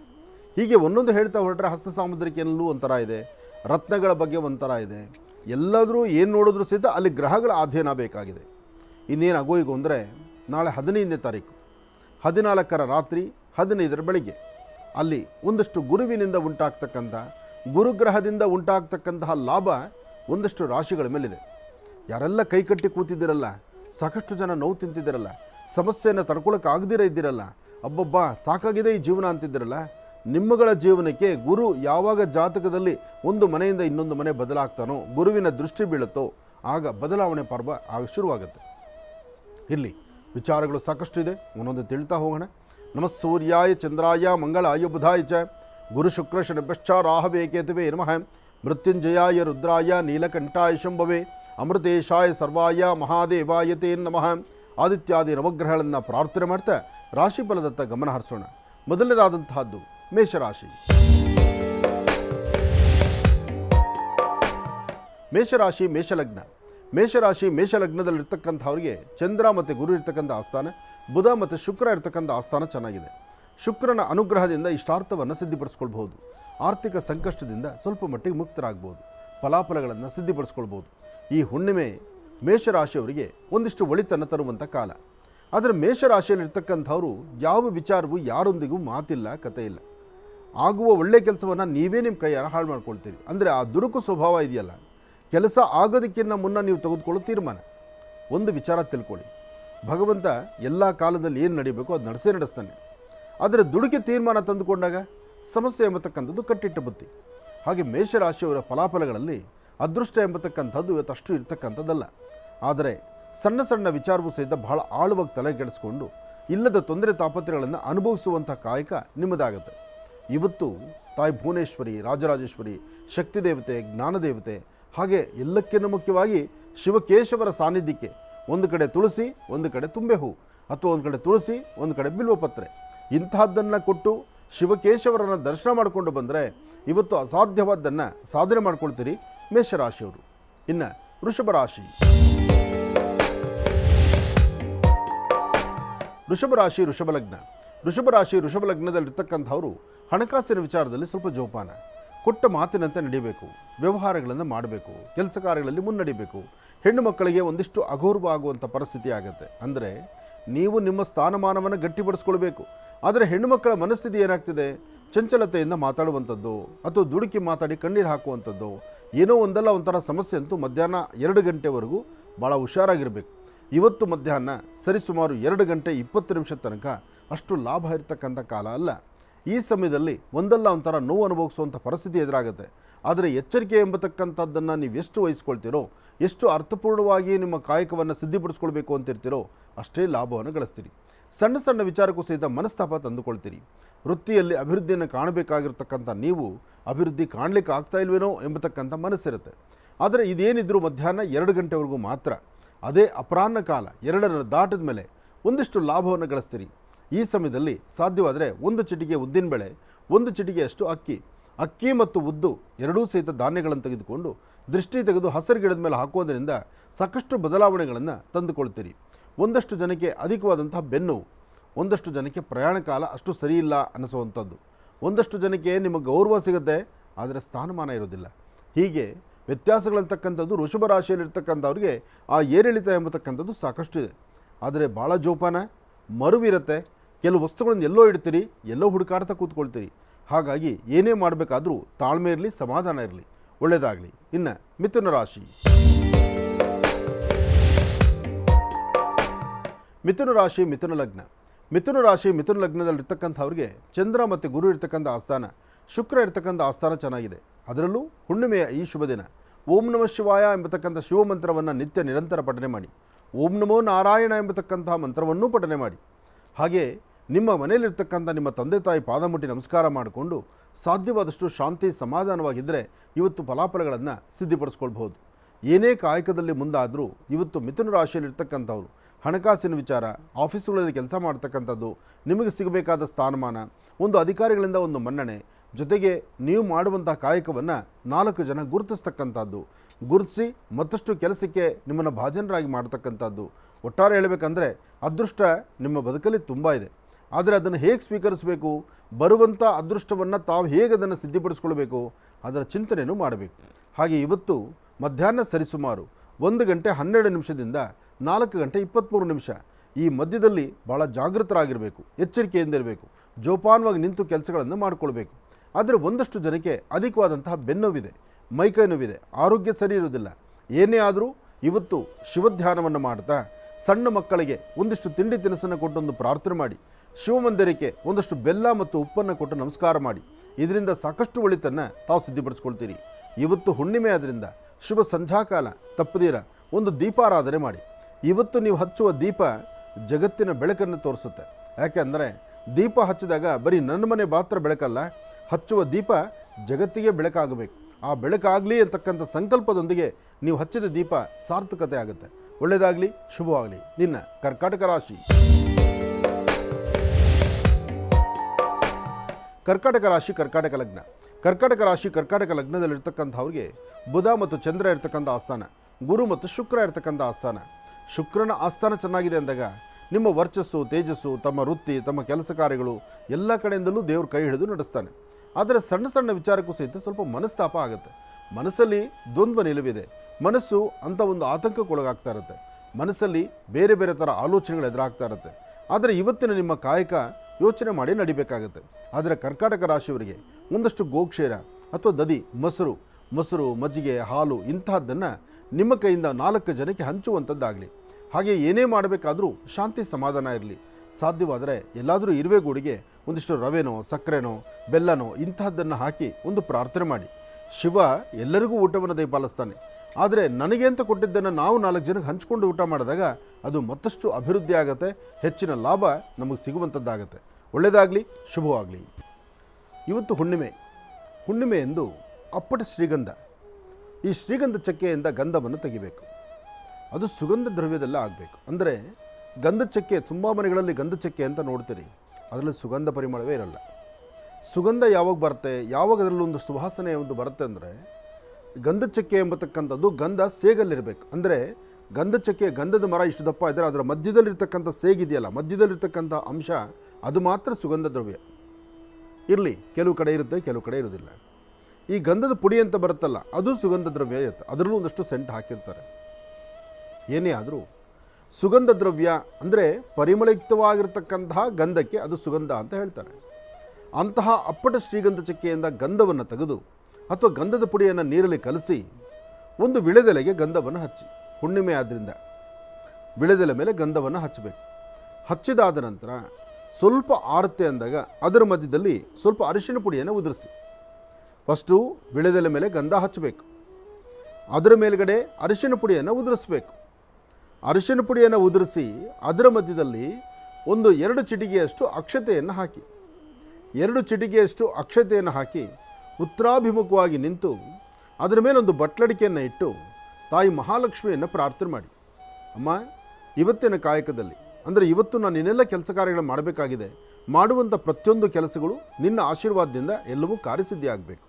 ಕಾರ್ಯಸಿದ್ಧಿ ಆಗಲಿಕ್ಕೋಸ್ಕರ ಈ ತಂತ್ರವನ್ನು ಮಾಡ್ತಾ ಇದ್ದೇನೆ, ಇದಕ್ಕೆ ನಿನ್ನ ಅನುಗ್ರಹ ಕೊಡಮ್ಮ ಅಂತ ಹೇಳಿ ದೇವ್ರನ್ನ ಪ್ರಾರ್ಥನೆ ಮಾಡಿ ಆ ಬಟ್ಲಡಿಕೆ ಇಟ್ಟಂತಹ ಆ ಸಾನ್ನಿಧ್ಯವನ್ನು ನಿಮ್ಮ ಉಂಗುರದ ಬೆರಳನ್ನು ಆ ಬಟ್ಲಡಿಕೆಯ ಮೇಲಿಟ್ಟು ಓಂ ಗಂ ಗಣಪತಿಯೇ ನಮಃ, ಓಂ ಶ್ರೀ ಮಹಾಲಕ್ಷ್ಮಿಯೇ ನಮಃ, ಓಂ ಗಂ ಗಣಪತಿಯೇ ನಮಃ, ಓಂ ಶ್ರೀ ಮಹಾಲಕ್ಷ್ಮಿಯೇ ನಮಃ. ಲಕ್ಷ್ಮಿಯ ಹೆಸರು ಮತ್ತು ಗಣಪತಿಯ ಹೆಸರನ್ನು ಹೇಳಿದ ಮೇಲೆ ಈ ಉಂಗುರದ ಬೆರಳಿಂದ ನಿಮ್ಮೆರಡೂ ಕಣ್ಣಿನ ರೆಪ್ಪೆಗಳ ಮೇಲೆ ಕಣ್ಣನ್ನು ಮುಟ್ಟಿಸಿ, ಅಂದರೆ ಈ ಒಂದು ಬೆರಳನ್ನು ಮುಟ್ಟಿಸ್ಕೊಳ್ಳಿ. ಈ ಎಲೆಯನ್ನು ಜೋಪಾನವಾಗಿ ನಿಮ್ಮ ಮನೆ ದೇವರ ಹತ್ರ ಇಡಿ. ಹೀಗೆ ಮಾಡೋದ್ರಿಂದ, ಇದು ಹುಣ್ಣಿಮೆ ಎಂದು ಆಚರಿಸೋದ್ರಿಂದ ಯಾವುದೇ ಒಂದಷ್ಟು ಕರ್ಮಕ್ಲೇಶಗಳಿದ್ದರೂ, ಯಾವುದೇ ದೋಷಗಳಿದ್ದರೂ ಅಥವಾ ಆ ದಿನಕ್ಕೆ ಸಂಬಂಧಪಡ್ತಕ್ಕಂಥ ದೋಷಗಳಿಂದಲೂ ಸಹಿತ ವಿಮುಕ್ತರಾಗ್ತೀರಿ. ಒಂದಷ್ಟು ಪರಿಹಾರ ಭಾಳಷ್ಟು ಚೆನ್ನಾಗಿರುತ್ತೆ, ಕೆಲಸಗಳಲ್ಲಿ ಕಾರ್ಯಸಿದ್ಧಿ ಆಗುತ್ತೆ. ಒಳ್ಳೆಯದಾಗಲಿ, ಶುಭವಾಗಲಿ. ಇನ್ನು ಸಿಂಹರಾಶಿ. ಸಿಂಹರಾಶಿ ಸಿಂಹಲಗ್ನದಲ್ಲಿರ್ತಕ್ಕಂಥವರು ದೂರ ಪ್ರಯಾಣದ ಬಗ್ಗೆ, ವ್ಯವಹಾರಗಳನ್ನು ಮಾಡೋದ್ರ ಬಗ್ಗೆ, ಕೆಲಸ ಕಾರ್ಯಗಳಲ್ಲಿ ಅಭಿವೃದ್ಧಿ ತರೋದ್ರ ಬಗ್ಗೆ ಎಲ್ಲ ಚಿಂತನೆ ಇದೆ. ಆದರೆ ಚಿಂತಿಸಿದಷ್ಟು ಲಾಭ ಇಲ್ವಲ್ಲ. ಪ್ರಯತ್ನ ಇದೆ, ಪ್ರಯತ್ನ ಮಾಡ್ತಾ ಇದ್ದೀರಿ, ಏನೋ ಒಂದು ಸಾಧನೆ ಮಾಡಬೇಕು ಎಂಬತಕ್ಕಂಥ ಹಠ ಇದೆ, ಛಲ ಇದೆ. ನಿಮ್ಮ ಮನಸ್ಸು ಏನು ಹೇಳುತ್ತೋ ಎಲ್ಲವೂ ಸರಿಯೇ, ಆದರೆ ಕಾರ್ಯಗತಕ್ಕೆ ಬರೋದು ಮಾತ್ರ ಬಹಳ ಮಂದಗತಿಯಲ್ಲಿ ಸಾಗ್ತಾ ಇದೆ. ಮನಸ್ಸು ಏನೋ ಒಂದು ಚಂಚಲತೆ, ಒಂದು ಕೆಲಸದ ಕಡೆ ಗಮನ ಕೊಟ್ಟರೆ ಪರವಾಗಿಲ್ಲ, ಆ ಕೆಲಸನೂ ಕೈ ಹಿಡಿತೀರಿ, ಈ ಕೆಲಸನೂ ಕೈ ಹಿಡಿತೀರಿ, ಅಲ್ಲೂ ಹೋಗಬೇಕು ಅಂತೀರಿ, ಇಲ್ಲೂ ಬರಬೇಕು ಅಂತೀರಿ, ಅದನ್ನು ಯಾರು ಹೇಳಿದ್ದು ಕೇಳಬೇಕು, ನಿಮ್ಮ ಮನಸ್ಸಿಗೆ ಸರಿಯಿಸಿದ್ದನ್ನು ಮಾಡಬೇಕು. ಹಾಗಾಗಿ ನಿಮ್ಮ ಮನಸ್ಸು ದೃಢ ಸಂಕಲ್ಪದಲ್ಲಿಲ್ಲ. ಏನಾದರೂ ಒಂದು ಕೆಲಸ ಕೈಗೆತ್ಕೊಂಡ್ರೆ ಅದು ಮುಗಿಯೋ ತನಕ ಇನ್ನೊಂದು ಕೆಲಸ ಮುಟ್ಟಬಾರ್ದು. ಆದರೆ ನಿಮ್ಮ ಮನಸ್ಸು ಆಗಲ್ಲ. ನಿಮ್ಮ ಕಣ್ಣು ಮುಂದೆ ಬರುವ ಎಲ್ಲ ಕೆಲಸವೂ ನಾನು ಮಾಡ್ತೀನಿ ಅಂತ ಮುಂದೆ ಹೋಗ್ತೀರಿ, ಅಲ್ಲೇ ತೊಂದರೆ ತಂದುಕೊಳ್ತೀರಿ. ಆದರೆ ಇವತ್ತಿನ ದಿವಸ ಮಧ್ಯಾಹ್ನ ಸರಿಸುಮಾರು 2ರಿಂದ 6:20 ತನಕ, 2 ಗಂಟೆಯಿಂದ 6 ಗಂಟೆ 20 ನಿಮಿಷ ಭಾಳ ಅದ್ಭುತವಾದಂಥ ಕಾಲ. ಈ ಸಮಯದಲ್ಲಿ ತಾವು ಏನು ಚಿಂತನೆ ಮಾಡಿದ್ರೂ ಲಾಭವನ್ನು ಗಳಿಸ್ತೀರಿ. ಹಾಗೆ ಸಣ್ಣ ಸಣ್ಣ ವಿಚಾರಕ್ಕೂ ಸಹಿತ ಮನಸ್ತಾಪ ತಂದುಕೊಳ್ತೀರಿ. ಇವತ್ತು ವ್ಯವಹಾರಗಳಲ್ಲಿ ತೊಂದರೆ ತಾಪತ್ರೆ ಎಂಬತಕ್ಕಂಥದ್ದಿದೆ, ಅದನ್ನು ದೂರ ಮಾಡಿಕೊಳ್ಬೇಕು. ಹಾಗೆ ಅದರಿಂದ ಲಾಭವನ್ನು ಗಳಿಸಬೇಕು. ಇವತ್ತು ನಿಮ್ಮ ವ್ಯವಹಾರಗಳಲ್ಲಿ ವ್ಯಾಪಾರದ ಬಗ್ಗೆ ಚಿಂತನೆ ಮಾಡುವಾಗ ಯಾವುದೇ ಒಂದು ಬೇಡ ಎಂಬತಕ್ಕಂಥದ್ದನ್ನು ಸರಿಯಾದ ರೀತಿ ಯೋಚನೆ ಮಾಡಿ, ಬೇಡ ಎಂಬತಕ್ಕಂಥದ್ದನ್ನು ದೂರ ಮಾಡಬೇಕು, ಬೇಕು ಅಂತಕ್ಕಂಥದ್ದನ್ನು ಸ್ವಾಗತಿಸಬೇಕು. ಹಾಗೆ ಅರ್ಥಪೂರ್ಣವಾದಂಥ ಬದುಕನ್ನು ಕಟ್ಕೊಳ್ಬೇಕು. ಹಾಗೆ ತಾಯಿ ಶಂಕರಿ, ಬನಶಂಕರಿಯನ್ನು, ದುರ್ಗೆಯನ್ನು ಅಥವಾ ಯಾವುದಾದ್ರೂ ಒಂದು ವಿಶೇಷವಾಗಿರ್ತಕ್ಕಂಥ ಸಾನ್ನಿಧ್ಯವನ್ನು ಮನಸ್ಸಲ್ಲಿ ಪ್ರಾರ್ಥನೆ ಮಾಡಿಕೊಂಡು ಒಂದು ಚಿಟಿಕೆ ಗೋಧಿಯನ್ನು ಪೂರ್ವಾಭಿಮುಖವಾಗಿ ನಿಂತು ದೃಷ್ಟಿ ತೆಗೆದು ಹಸಿರು ಗಿಡದ ಮೇಲೆ ಹಾಕಬೇಕು. ಗೋಧಿ ನೀವು ಪೂರ್ವಾಭಿಮುಖವಾಗಿ ನಿಂತು ದೃಷ್ಟಿ ತೆಗೆದು ಹಸಿರು ಗಿಡದ ಮೇಲೆ ಹಾಕಿದ್ರೆ ಇರ್ತಕ್ಕಂಥ ದೋಷಗಳು ದೂರ ಆಗುತ್ತೆ, ಮನಸ್ಸಿಗೆ ಶಾಂತಿ, ನೆಮ್ಮದಿ ಸಿಗುತ್ತೆ. ಹಾಗೆ ಇವತ್ತು ತಾವು ಏನು ಅಂದುಕೊಂಡಿದ್ದೀರೋ ಅಂದುಕೊಂಡಷ್ಟು ಲಾಭ ಸಿಗುತ್ತೆ. ಅದಕ್ಕಾಗಿ ತಾಯಿ ಶಂಕರಿಯನ್ನು ಪ್ರಾರ್ಥನೆ ಮಾಡಿ, ದುರ್ಗೆಯನ್ನು ಆರಾಧನೆ ಮಾಡಿ, ಮನೆಯಲ್ಲಿರ್ತಕ್ಕಂಥ ನಿಮ್ಮ ಮಾತೃಮೂರ್ತಿ ಅಂದರೆ ನಿಮ್ಮ ತಾಯಿಯ ಪಾದ ಮುಟ್ಟಿ ನಮಸ್ಕಾರ ಮಾಡಿಕೊಂಡು ತದನಂತರ ಆಚೆ ಹೊರಟ್ರೆ ಎಷ್ಟು ಹೆಚ್ಚಿನ ಲಾಭವನ್ನು ತಾವು ಸಿದ್ಧಿಪಡಿಸ್ಕೊಳ್ತೀರಿ. ಇನ್ನು ಕನ್ಯಾರಾಶಿ.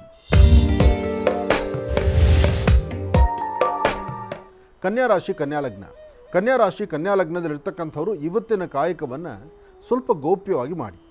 ಯಾವುದೇ ಕೆಲಸ ಕಾರ್ಯ ಮಾಡಬೇಕಾದ್ರೂ 4 ಜನಕ್ಕೆ ಗೊತ್ತಾಗುವ ಥರ ಕೆಲಸನೇ ಮಾಡಿರೋದಿಲ್ಲ, 4 ಜನಕ್ಕೆ ಹೇಳ್ಕೊಂಬಂದ್ಬಿಡ್ತೀರಿ. ಇವತ್ತಿಂತಿಂಥ ಕೆಲಸ ನಾನು ಮಾಡ್ತಾ ಇದ್ದೀನಿ, ಇದು ಮಾಡಿದ್ರೆ ನನಗೆ ಲಾಭ ಸಿಗುತ್ತೆ, ಇಂಥದ್ದೊಂದು ಬಿಸ್ನೆಸ್ ಮಾಡ್ತೀನಿ, ಇದರಿಂದ ನನಗೆ ಇಷ್ಟು ಪ್ರಾಫಿಟ್ ಸಿಗುತ್ತೆ. ಅದು ಸಿಗುತ್ತೋ ಬಿಡುತ್ತೋ ಮುಂಚಿತವಾಗಿ ನೀವು ಹೇಳಿಬಿಡ್ತೀರಿ. ಹಾಗೂ ಕೆಲಸನ ನೀವೇ ನಿಮ್ಮ ಕೈಯಾರ ಹಾಳು ಮಾಡ್ಕೊಳ್ತೀರಿ. ಹಾಗಾಗಿ ಕನ್ಯಾ ರಾಶಿಯಲ್ಲಿರ್ತಕ್ಕಂಥವ್ರು ಯಾವುದೇ ಕೆಲಸ ಕಾರ್ಯ ಮಾಡಲಿಕ್ಕೆ ಮುಂದಾದರೂ ಸ್ವಲ್ಪ ಗೌಪ್ಯತೆ ಕಾಪಾಡಬೇಕು. ಆ ಗೌಪ್ಯವಾಗಿಟ್ಕೊಂಡು ನಡೆಸುವಂಥ ಕಾಯಕ ಶೀಘ್ರ ಫಲವನ್ನು ಸಿದ್ಧಿಪಡಿಸ್ಕೊಳ್ಬೋದು. ಆದರೆ ಸಣ್ಣ ಸಣ್ಣ ವಿಚಾರಕ್ಕೂ ಸಹಿತ ಮೂಗಿನ ತುದಿಯಲ್ಲಿ ಕೋಪ ಇದೆಯಲ್ಲ, ಸಾಧ್ಯವಾದಷ್ಟು ಕೋಪ ಬೇಡ. ಮನುಷ್ಯನಿಗೆ ನಾನು ನಂದು ಎಂಬತಕ್ಕಂಥ ಮದ ಮಾತ್ಸರ್ಯ ಯಾವತ್ತೂ ಒಳ್ಳೆಯದಲ್ಲ. ಆದರೆ ಮಾಡುವ ಕಾಯಕದಲ್ಲಿ ಒಂದು ಬದಲಾವಣೆ ತಂದುಕೊಳ್ಬೇಕು. ಇವತ್ತು ತಾಯಿ ಶಂಕರಿಯನ್ನು ಪ್ರಾರ್ಥನೆ ಮಾಡಬೇಕು. ಹಾಗೆ ಇವತ್ತು ಮಧ್ಯಾಹ್ನ ಸರಿಸುಮಾರು 1 ಗಂಟೆಯಿಂದ 4 ಗಂಟೆ 12 ನಿಮಿಷ ತನಕ ಬಹಳ ಅದ್ಭುತವಾದಂಥ ಕಾಲ. ಈ ಸಮಯದಲ್ಲಿ ತಾಳ್ಮೆಯಿಂದ ವರ್ತನೆ ಮಾಡಿದ್ರೆ ಕನ್ಯಾ ರಾಶಿಯವರು ಲಾಭವನ್ನು ಗಳಿಸ್ತೀರಿ. ಕನ್ಯಾ ರಾಶಿಯಲ್ಲಿರ್ತಕ್ಕಂಥ ವಯಸ್ಸಾಗಿರ್ತಕ್ಕಂಥ ಹಿರಿಯರು ಏನೇ ಆರೋಗ್ಯದಲ್ಲಿ ವ್ಯತ್ಯಾಸ ಕಂಡರೂ ಮಧ್ಯಾಹ್ನದವರೆಗೂ ಮಾತ್ರ, ಅದು ನಿಮಗೆ ಸಂಜೆವರೆಗೂ ಇರಲ್ಲ. ಆ ಮಧ್ಯಾಹ್ನದವರೆಗೂ ಬರುವಂಥ ಅನಾರೋಗ್ಯ ಕ್ಷಣಗಳನ್ನು ನಾನು ಹಾಸ್ಪಿಟ್ಲಿಗೆ ಹೋಗಬೇಕು, ಡಾಕ್ಟರ್ನ ಭೇಟಿ ಮಾಡಬೇಕು, ಔಷಧಿ ತೊಗೋಬೇಕು ಅನ್ನೋದನ್ನು ಬಿಟ್ಟು ಸ್ವಲ್ಪ ಆರೋಗ್ಯಕರವಾಗಿ ಚಿಂತನೆ ಮಾಡಿ ಒಂದಷ್ಟು ಧ್ಯಾನ, ಯೋಗ ಇಂತಹದ್ರ ಕಡೆ ಗಮನ ಕೊಡಿ. ಹಾಗೆ ಆಹಾರ ಪದ್ಧತಿಗಳನ್ನು ಸರಿಯಾದ ರೀತಿ ತಗೊಳ್ಳಿ. ಇನ್ನು ಮಹಾವಿಷ್ಣುವಿನ ಪ್ರಾರ್ಥನೆ ಮಾಡೋದ್ರಿಂದ ಅದರಲ್ಲೂ ನಿಮ್ಮ ಪ್ರಾಂತ್ಯದಲ್ಲಿ ಎಲ್ಲಾದರೂ ಪಾರಿಜಾತ ಪುಷ್ಪ ಇದ್ದರೆ, ಒಂದಷ್ಟು ಪಾರಿಜಾತ ಪುಷ್ಪಗಳಿದ್ದರೆ ಅದನ್ನು ವಿಷ್ಣು ಪಾದದ ಮೇಲೆ ಇಟ್ಟು ಪ್ರಾರ್ಥನೆ ಮಾಡಿದ್ರೆ ಕನ್ಯಾ ರಾಶಿಯವರಿಗೆ ಖಂಡಿತ ಹೇಳ್ತೀನಿ, ಇವತ್ತು ಒಳಿತನ್ನು ಕಾಣ್ತೀರಿ, ಮನಸ್ಸನ್ನು ಶಾಂತಿ ನೆಮ್ಮದಿಯಾಗಿಟ್ಕೊಳ್ತೀರಿ.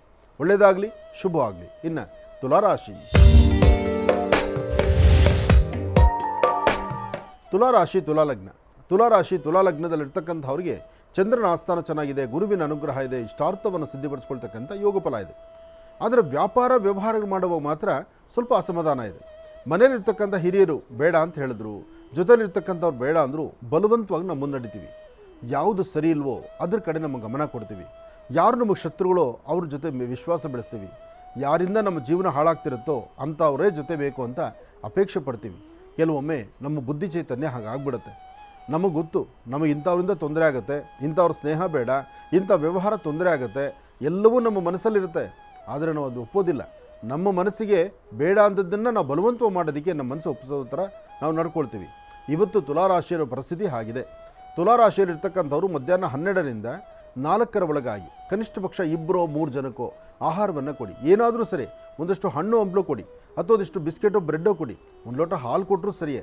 ಒಟ್ಟಾರೆ ನೀವು ನಿಮ್ಮ ಕರಹಸ್ತದಿಂದ ಇವತ್ತು ನೀವು ಮಾಡುವಂಥ ದಾನ, ಇವತ್ತು ನೀವು ಮಾಡುವಂಥ ಅನ್ನದಾನ ಇದೆಯಲ್ಲ, ಅದು ನಿಮಗೆ ಸಾಕಷ್ಟು ಲಾಭ ತಂದು ಕೊಡುತ್ತೆ. ಇನ್ನು ಆರೋಗ್ಯದ ಕಡೆ ಬಂದರೆ ಇವತ್ತು ಅರ್ಧ ತಲೆನೋವು, ಚರ್ಮಕ್ಕೆ ಸಂಬಂಧಪಟ್ಟ ಸಮಸ್ಯೆ, ಹೊಟ್ಟೆ ಉಬ್ಬರಿಸ್ತಕ್ಕಂಥದ್ದು, ಗ್ಯಾಸ್ಟ್ರಿಕ್ ಸಮಸ್ಯೆ ಆಗುವಂಥದ್ದು, ಅಥವಾ ಇನ್ನೇನೋ ಒಂದು ಸಮಸ್ಯೆಯಿಂದ ಕಣ್ಣೀರು ಹಾಕುವಂಥ ಪರಿಸ್ಥಿತಿ ಆಗ್ಬೋದು. ಆದರೆ ನೀವು ಹಾಕುವ ಹೆಜ್ಜೆ, ನಿಮ್ಮ ಧರ್ಮ ಮಾರ್ಗ, ನೀವು ನಂಬಿರ್ತಕ್ಕಂಥ ದೈವ, ಜೊತೆಗೆ ಹಿರಿಯರ ಮಾರ್ಗದರ್ಶನ, ಇದೆಲ್ಲವೂ ಸಹಿತ ನಿಮಗೆ ಅನುಕೂಲವನ್ನು ತಂದುಕೊಡುತ್ತೆ. ತುಲಾರಾಶಿಯವರಿಗೆ ತುಲಾರಾಶಿ ತುಲಾಲಗ್ನ ಈ ಲಗ್ನದಲ್ಲಿ ಜನಿಸಿರ್ತಕ್ಕಂಥವ್ರು ಪ್ರಯಾಣ ಕಾಲ ಸಹಿತ ಬಹಳ ಜಾಗೃತೆ ಇರಬೇಕು, ಎಚ್ಚರಿಕೆ ಇರಬೇಕು. ಒಳ್ಳೆಯದಾಗಲಿ, ಶುಭವಾಗಲಿ. ಇನ್ನು ವೃಶ್ಚಿಕ ರಾಶಿ. ವೃಶ್ಚಿಕ ರಾಶಿ ವೃಶ್ಚಿಕ ಲಗ್ನ. ವೃಶ್ಚಿಕ ರಾಶಿ ವೃಶ್ಚಿಕ ಲಗ್ನದಲ್ಲಿರ್ತಕ್ಕಂಥವ್ರು ಪ್ರಯಾಣ ಮತ್ತು ವ್ಯವಹಾರ ಯಾವುದೇ ಕೆಲಸ ಮಾಡಬೇಕಾದರೂ ತಾಳ್ಮೆಯಿಂದ ಮಾಡಿ. ಇವತ್ತು ವೃತ್ತಿಯಲ್ಲಿ ಅಭಿವೃದ್ಧಿ ಇದೆ, ಕೆಲಸದಲ್ಲಿ ಸಾಕಷ್ಟು ಲಾಭವಿದೆ. ಸಣ್ಣ ಸಣ್ಣ ವಿಚಾರಕ್ಕೂ ಸಹಿತ ಮನಸ್ತಾಪ ಇರುತ್ತೆ, ಹಾಗಂತ ತಲೆ ಕೆಡಿಸ್ಕೊಳ್ಬಾರ್ದು. ಧೈರ್ಯವಾಗಿ ಒಂದು ಹೆಜ್ಜೆ ಮುಂದೆ ಹಾಕಿ. ಇವತ್ತಿನ ದಿವಸ ವೃಶ್ಚಿಕ ರಾಶಿಯಲ್ಲಿರ್ತಕ್ಕಂಥವ್ರು ನಿಮ್ಮ ಒಳಮನಸ್ಸು ಏನು ಹೇಳುತ್ತೋ ಅದನ್ನೇ ಮಾಡಿ.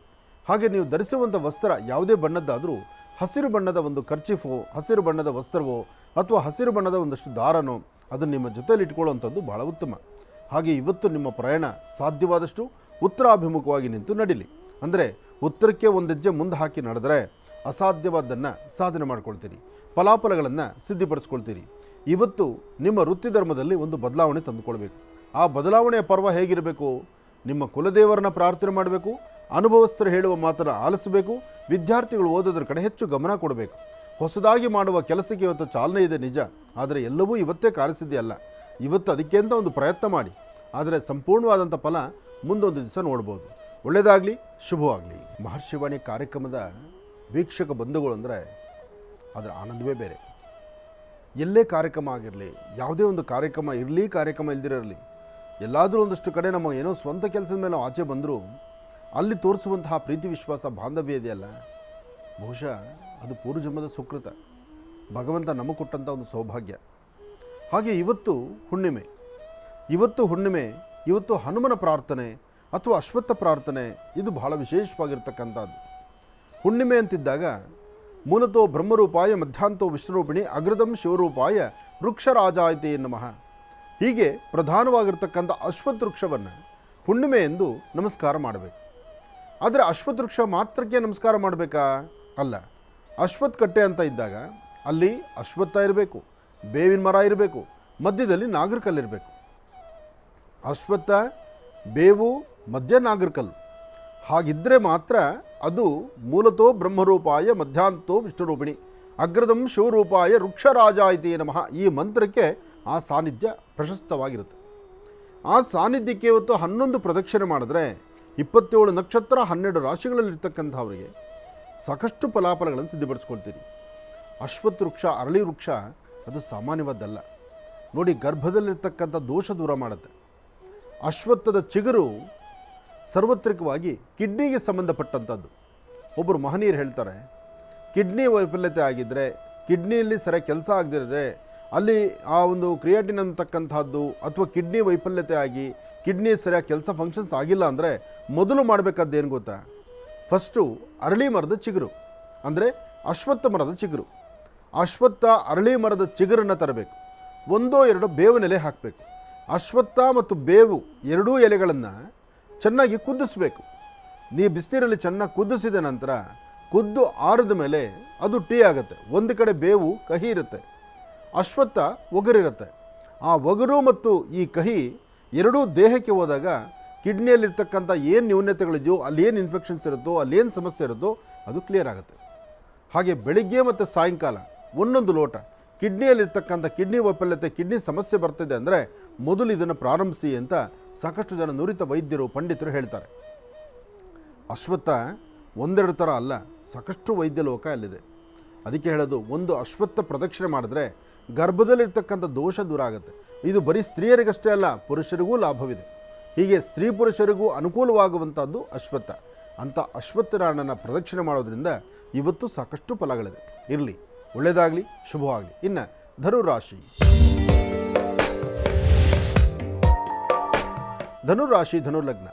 ಧನುರಾಶಿ, ಧನುರ್ಲಗ್ನದಲ್ಲಿರ್ತಕ್ಕಂಥವರು ಸ್ವಲ್ಪ ತಾಳ್ಮೆ, ಸಮಾಧಾನ.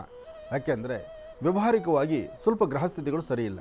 ಮಹಾವಿಷ್ಣು ಪ್ರಾರ್ಥನೆ ಬೇಕು, ನಿಮ್ಮ ಕುಲದೇವರ ಆರಾಧನೆ ಬೇಕು. ಮನುಷ್ಯನಿಗೆ ಗ್ರಹಗತಿಗಳು ಸರಿಯಿಲ್ಲ ಅಂದಾಗಲೇ ಮನಸ್ಸು ಹುಚ್ಚೆದ್ದು ಕುಣಿಯುತ್ತೆ. ಯಾವುದು ಬೇಡವೋ ಅದು ಮಾಡಿಸುತ್ತೆ, ಯಾವುದು ಸರಿಯೋ ಅದನ್ನು ಬಿಡಿಸುತ್ತೆ, ಸರಿ ಇಲ್ಲದಕ್ಕೆ ಪ್ರೋತ್ಸಾಹಿಸುತ್ತೆ. ಸಣ್ಣ ಮಕ್ಕಳಿಂದ ಹಿಡಿದು ವಯಸ್ಸಾಗಿರ್ತಕ್ಕಂಥ ಹಿರಿಯರವರೆಗೂ ಧನುರಾಶಿಯಲ್ಲಿರ್ತಕ್ಕಂಥವ್ರಿಗೆ ಲಾಭದ ಕ್ಷಣಗಳಲ್ಲ. ಭಗವಂತ ಎಲ್ಲವನ್ನೂ ಕೊಟ್ಟಾಗೆ ಕೊಡ್ತಾನೆ, ಆದರೆ ಏನೂ ಕಾಣದಂಥ ರೀತಿ ಮಾಡ್ತಾನೆ.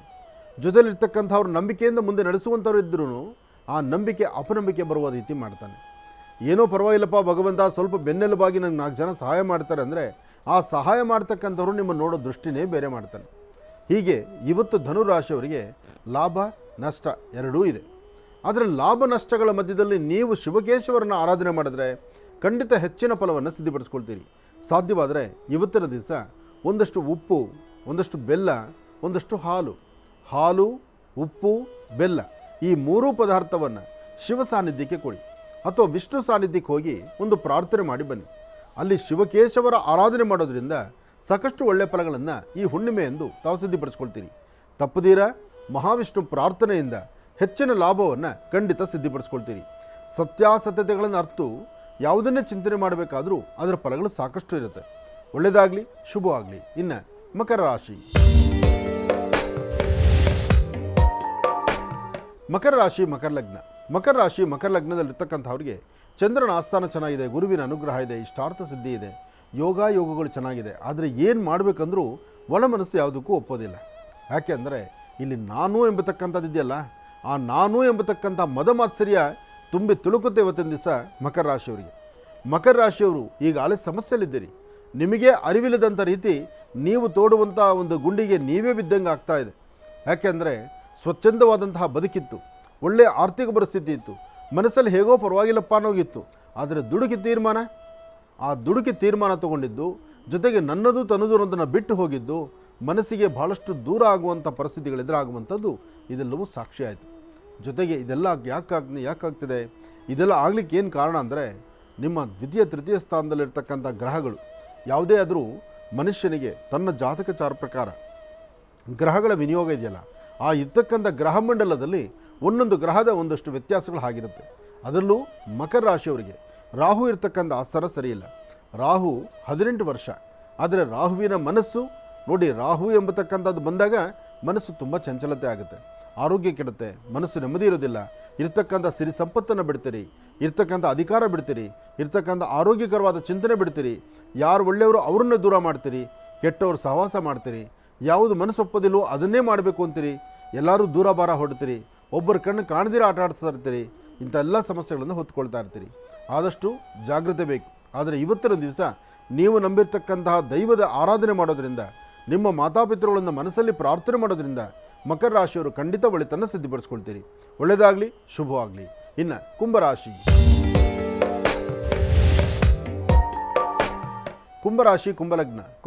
ಕುಂಭಲಗ್ನದಲ್ಲಿರ್ತಕ್ಕಂಥವ್ರಿಗೆ ಬುಧನ ಆಸ್ಥಾನ ಚೆನ್ನಾಗಿದೆ, ಗುರುವಿನ ಅನುಗ್ರಹ ಇದೆ, ಇಷ್ಟಾರ್ಥವನ್ನು ಸಿದ್ಧಪಡಿಸ್ಕೊಳ್ತಕ್ಕಂಥ ಯೋಗಫಲ ಇದೆ.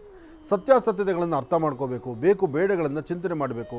ಯಾವುದು ಬೇಕು ಯಾವುದು ಬೇಡ ಇದೆಲ್ಲದರ ಬಗ್ಗೆ ಒಂದು ಸರಿಯಾದ ಆಲೋಚನೆ ಇಲ್ದಿರ ನಡೆದರೆ ಅದು ವ್ಯತ್ಯಾಸ ಆಗುತ್ತೆ. ಹಾಗೆ ಇವತ್ತಿನ ದಿವಸ ನೀವು ಮಾಡುವ ಕಾಯಕದಲ್ಲಿ ತುಂಬ ಬದಲಾವಣೆ ಬರಬೇಕು. ಹಾಗೆ ಇವತ್ತು ವೃತ್ತಿಯಲ್ಲಿ ಅಭಿವೃದ್ಧಿಯನ್ನು ಕಾಣಬೇಕು. ಸಣ್ಣ ಸಣ್ಣ ವಿಚಾರಕ್ಕೂ ಸಹಿತ ಮನಸ್ತಾಪ ಇರುತ್ತೆ, ಎಲ್ಲವನ್ನೂ ದೂರ ಮಾಡ್ಕೋಬೇಕು. ಸಂಕಟ ಬಂದಾಗ ವೆಂಕಟರಮಣ ಅದೆಲ್ಲರೂ ಹೇಳುವ ಮಾತೆ. ಆದರೂ ಇವತ್ತಿನ ದಿವಸ ನಿಮ್ಮ ಜೀವನದಲ್ಲಿ ಅದು ಸಾಕಷ್ಟು ಆಗುತ್ತೆ. ಏನೇ ಆದರೂ ಭಗವಂತನ ಮುಂದೆ ನಿಂತು ಕಣ್ಣೀರು ಹಾಕ್ಬೋದು, ಭಕ್ತರ ಮುಂದೆ ನಿಂತು ಪ್ರಾರ್ಥನೆ ಮಾಡ್ಬೋದು. ಜೊತೆಗೆ ನಮಗೆ ಬೇಕು ಅಂತಕ್ಕಂಥವ್ರು ಯಾರು ಸಂಬಂಧಿಕರಿರ್ತಾರೆ, ಯಾರು ಜೊತೆಯಲ್ಲಿರ್ತಾರೆ ಅಂಥವ್ರ ಮುಂದೆ ನಿಂತು ನಾವು ಕಣ್ಣೀರು ಹಾಕಿದ್ರೆ ಅದು ಬೇರೆ ಥರ ಸಮಸ್ಯೆ ಆಗಿಬಿಡುತ್ತೆ.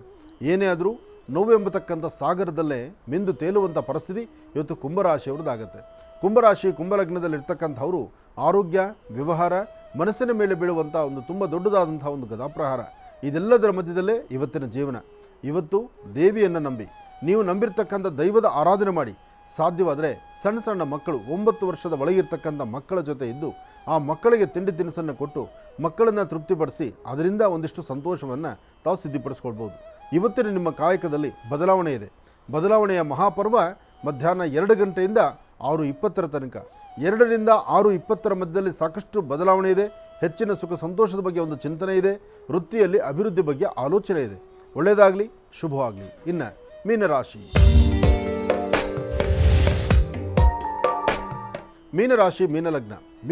ಮೀನಲಗ್ನದಲ್ಲಿರ್ತಕ್ಕಂಥವ್ರಿಗೆ ಚಂದ್ರ ಇರ್ತಕ್ಕಂಥ ಆಸ್ಥಾನ ಚೆನ್ನಾಗಿದ್ದು, ಗುರುವಿನ ಅನುಗ್ರಹ ಇದ್ದು, ವ್ಯಾಪಾರದ ಕಡೆ ಒಂದಷ್ಟು ಗಮನ ಕೊಟ್ಟು, ಆರ್ಥಿಕ ಪರಿಸ್ಥಿತಿ ಅಭಿವೃದ್ಧಿ, ವಿದ್ಯಾರ್ಥಿಗಳು ಓದೋದ್ರ ಕಡೆ ಗಮನ, ಉದ್ಯೋಗಕ್ಕೆ ಹೊರಡ್ತಕ್ಕಂಥವ್ರು ಸರಿಯಾದ ಸಮಯ ಕೊಡ್ತಕ್ಕಂಥದ್ದು, ಮೇಲಧಿಕಾರಿಗಳಿಂದ ಬರುವಂಥ ಸಣ್ಣ ಪುಟ್ಟ ಮಾತಿಗೆ ತಲೆ ಕೆಡಿಸ್ಕೊಳ್ದಿರ ಅಲ್ಲಿಂದಲ್ಲೇ ಸರಿಪಡಿಸ್ಕೊಂಡು ಒಂದು ಸಂತೋಷದಿಂದ ಸಂಭ್ರಮದಿಂದ ಇದ್ದರೆ ಅಧಿಕವಾದಂತಹ ಲಾಭವನ್ನು ಗಳಿಸ್ತೀರಿ. ಹಾಗೆ ಇವತ್ತು ನಿಮ್ಮ ವ್ಯಾಪಾರ ವ್ಯವಹಾರದ ಲಕ್ಷಣ ಬಹಳ ಅರ್ಥಪೂರ್ಣವಾಗಿರಬೇಕು. ಇವತ್ತು ಎಲ್ಲಾದರೂ ಒಂದು ವಿಷ್ಣು ಆಲಯಕ್ಕೆ ಬಂದು ತುಳಸಿಯಿಂದ ಒಂದು ಅರ್ಚನಾ ಸಂಕಲ್ಪವನ್ನು ಮಾಡಿಸಿ. ಹಾಗೆ ಪಶು ಪಕ್ಷಿ ಪ್ರಾಣಿಗಳಿಗೆ ಒಂದಷ್ಟು ಆಹಾರವನ್ನು ಉಣಬಡಿಸಿ. ಸಾಧ್ಯವಾದರೆ ಇವತ್ತು ಗೋಪ್ರಾರ್ಥನೆ ಮಾಡ್ತಕ್ಕಂಥದ್ದು, ಗೋಗ್ರಾಸ ಕೊಡ್ತಕ್ಕಂಥದ್ದು, ಹಾಗೆ ವಯಸ್ಸಾಗಿರ್ತಕ್ಕಂಥ ಹಿರಿಯರು ಏನು ಹೇಳ್ತಾರೋ ಆ ಹೇಳುವಂಥ ಮಾತನ್ನು ಆಲಿಸ್ತಕ್ಕಂಥದ್ದು, ಸಾಧು ಸಂತರಿರ್ತಕ್ಕಂಥ ಸಾನ್ನಿಧ್ಯಕ್ಕೆ ಬಂದು ಸಾಧು ಸಂತರ ಪಾದ ಮುಟ್ಟಿ ನಮಸ್ಕಾರ ಮಾಡ್ಕೊಳ್ಳೋದ್ರಿಂದ ಹೆಚ್ಚಿನ ಫಲಾಫಲಗಳನ್ನು ಖಂಡಿತ ಸಿದ್ಧಪಡಿಸ್ಕೊಳ್ತೀರಿ. ಕುಲದೇವರ ಅನುಗ್ರಹ ಆಗಬೇಕು, ಇಷ್ಟಾರ್ಥವನ್ನು ಸಿದ್ಧಪಡಿಸ್ಕೊಳ್ಬೇಕು. ಒಳ್ಳೆಯದಾಗಲಿ, ಶುಭವಾಗಲಿ. ಮಹರ್ಷಿವಾಣಿ ಕಾರ್ಯಕ್ರಮದಲ್ಲಿ ತಿಳಿಸುವಂಥ ವಿಚಾರ ಪ್ರತಿನಿತ್ಯ ಇದ್ದೇ ಇರುತ್ತೆ. ಆದರೆ ಇವತ್ತಿನ ದಿವಸ ಹುಣ್ಣಿಮೆ ಆದ್ದರಿಂದ ಹುಣ್ಣಿಮೆಯಂದು ಆಚರಿಸಬೇಕಾಗಿರ್ತಕ್ಕಂಥ ಒಂದಷ್ಟು ಆಚಾರ ವಿಚಾರಗಳ ಬಗ್ಗೆ ತಿಳ್ಕೊಳ್ಬೇಕಾದ್ದು ಧರ್ಮ. ಹುಣ್ಣಿಮೆ ಅಂತ ಬಂದಾಗ ಮನೆಯಲ್ಲಿರ್ತಕ್ಕಂಥ ತಾಯಂದರು, ಹೆಣ್ಣು ಮಕ್ಕಳು ಸಾಧ್ಯವಾದಷ್ಟು ಸಾರಿಸಿ ಗುಡಿಸಿ ರಂಗೋಲಿಯನ್ನು ಹಾಕಿ ದೇವತಾ ಆರಾಧನೆ ಮಾಡಿ. ಯಾಕೆಂದರೆ ಹುಣ್ಣಿಮೆ ಎಂಬತಕ್ಕಂಥದ್ದು ಮನಸ್ಸಿಗೆ ಆನಂದವನ್ನು ತರ್ತಕ್ಕಂಥದ್ದು.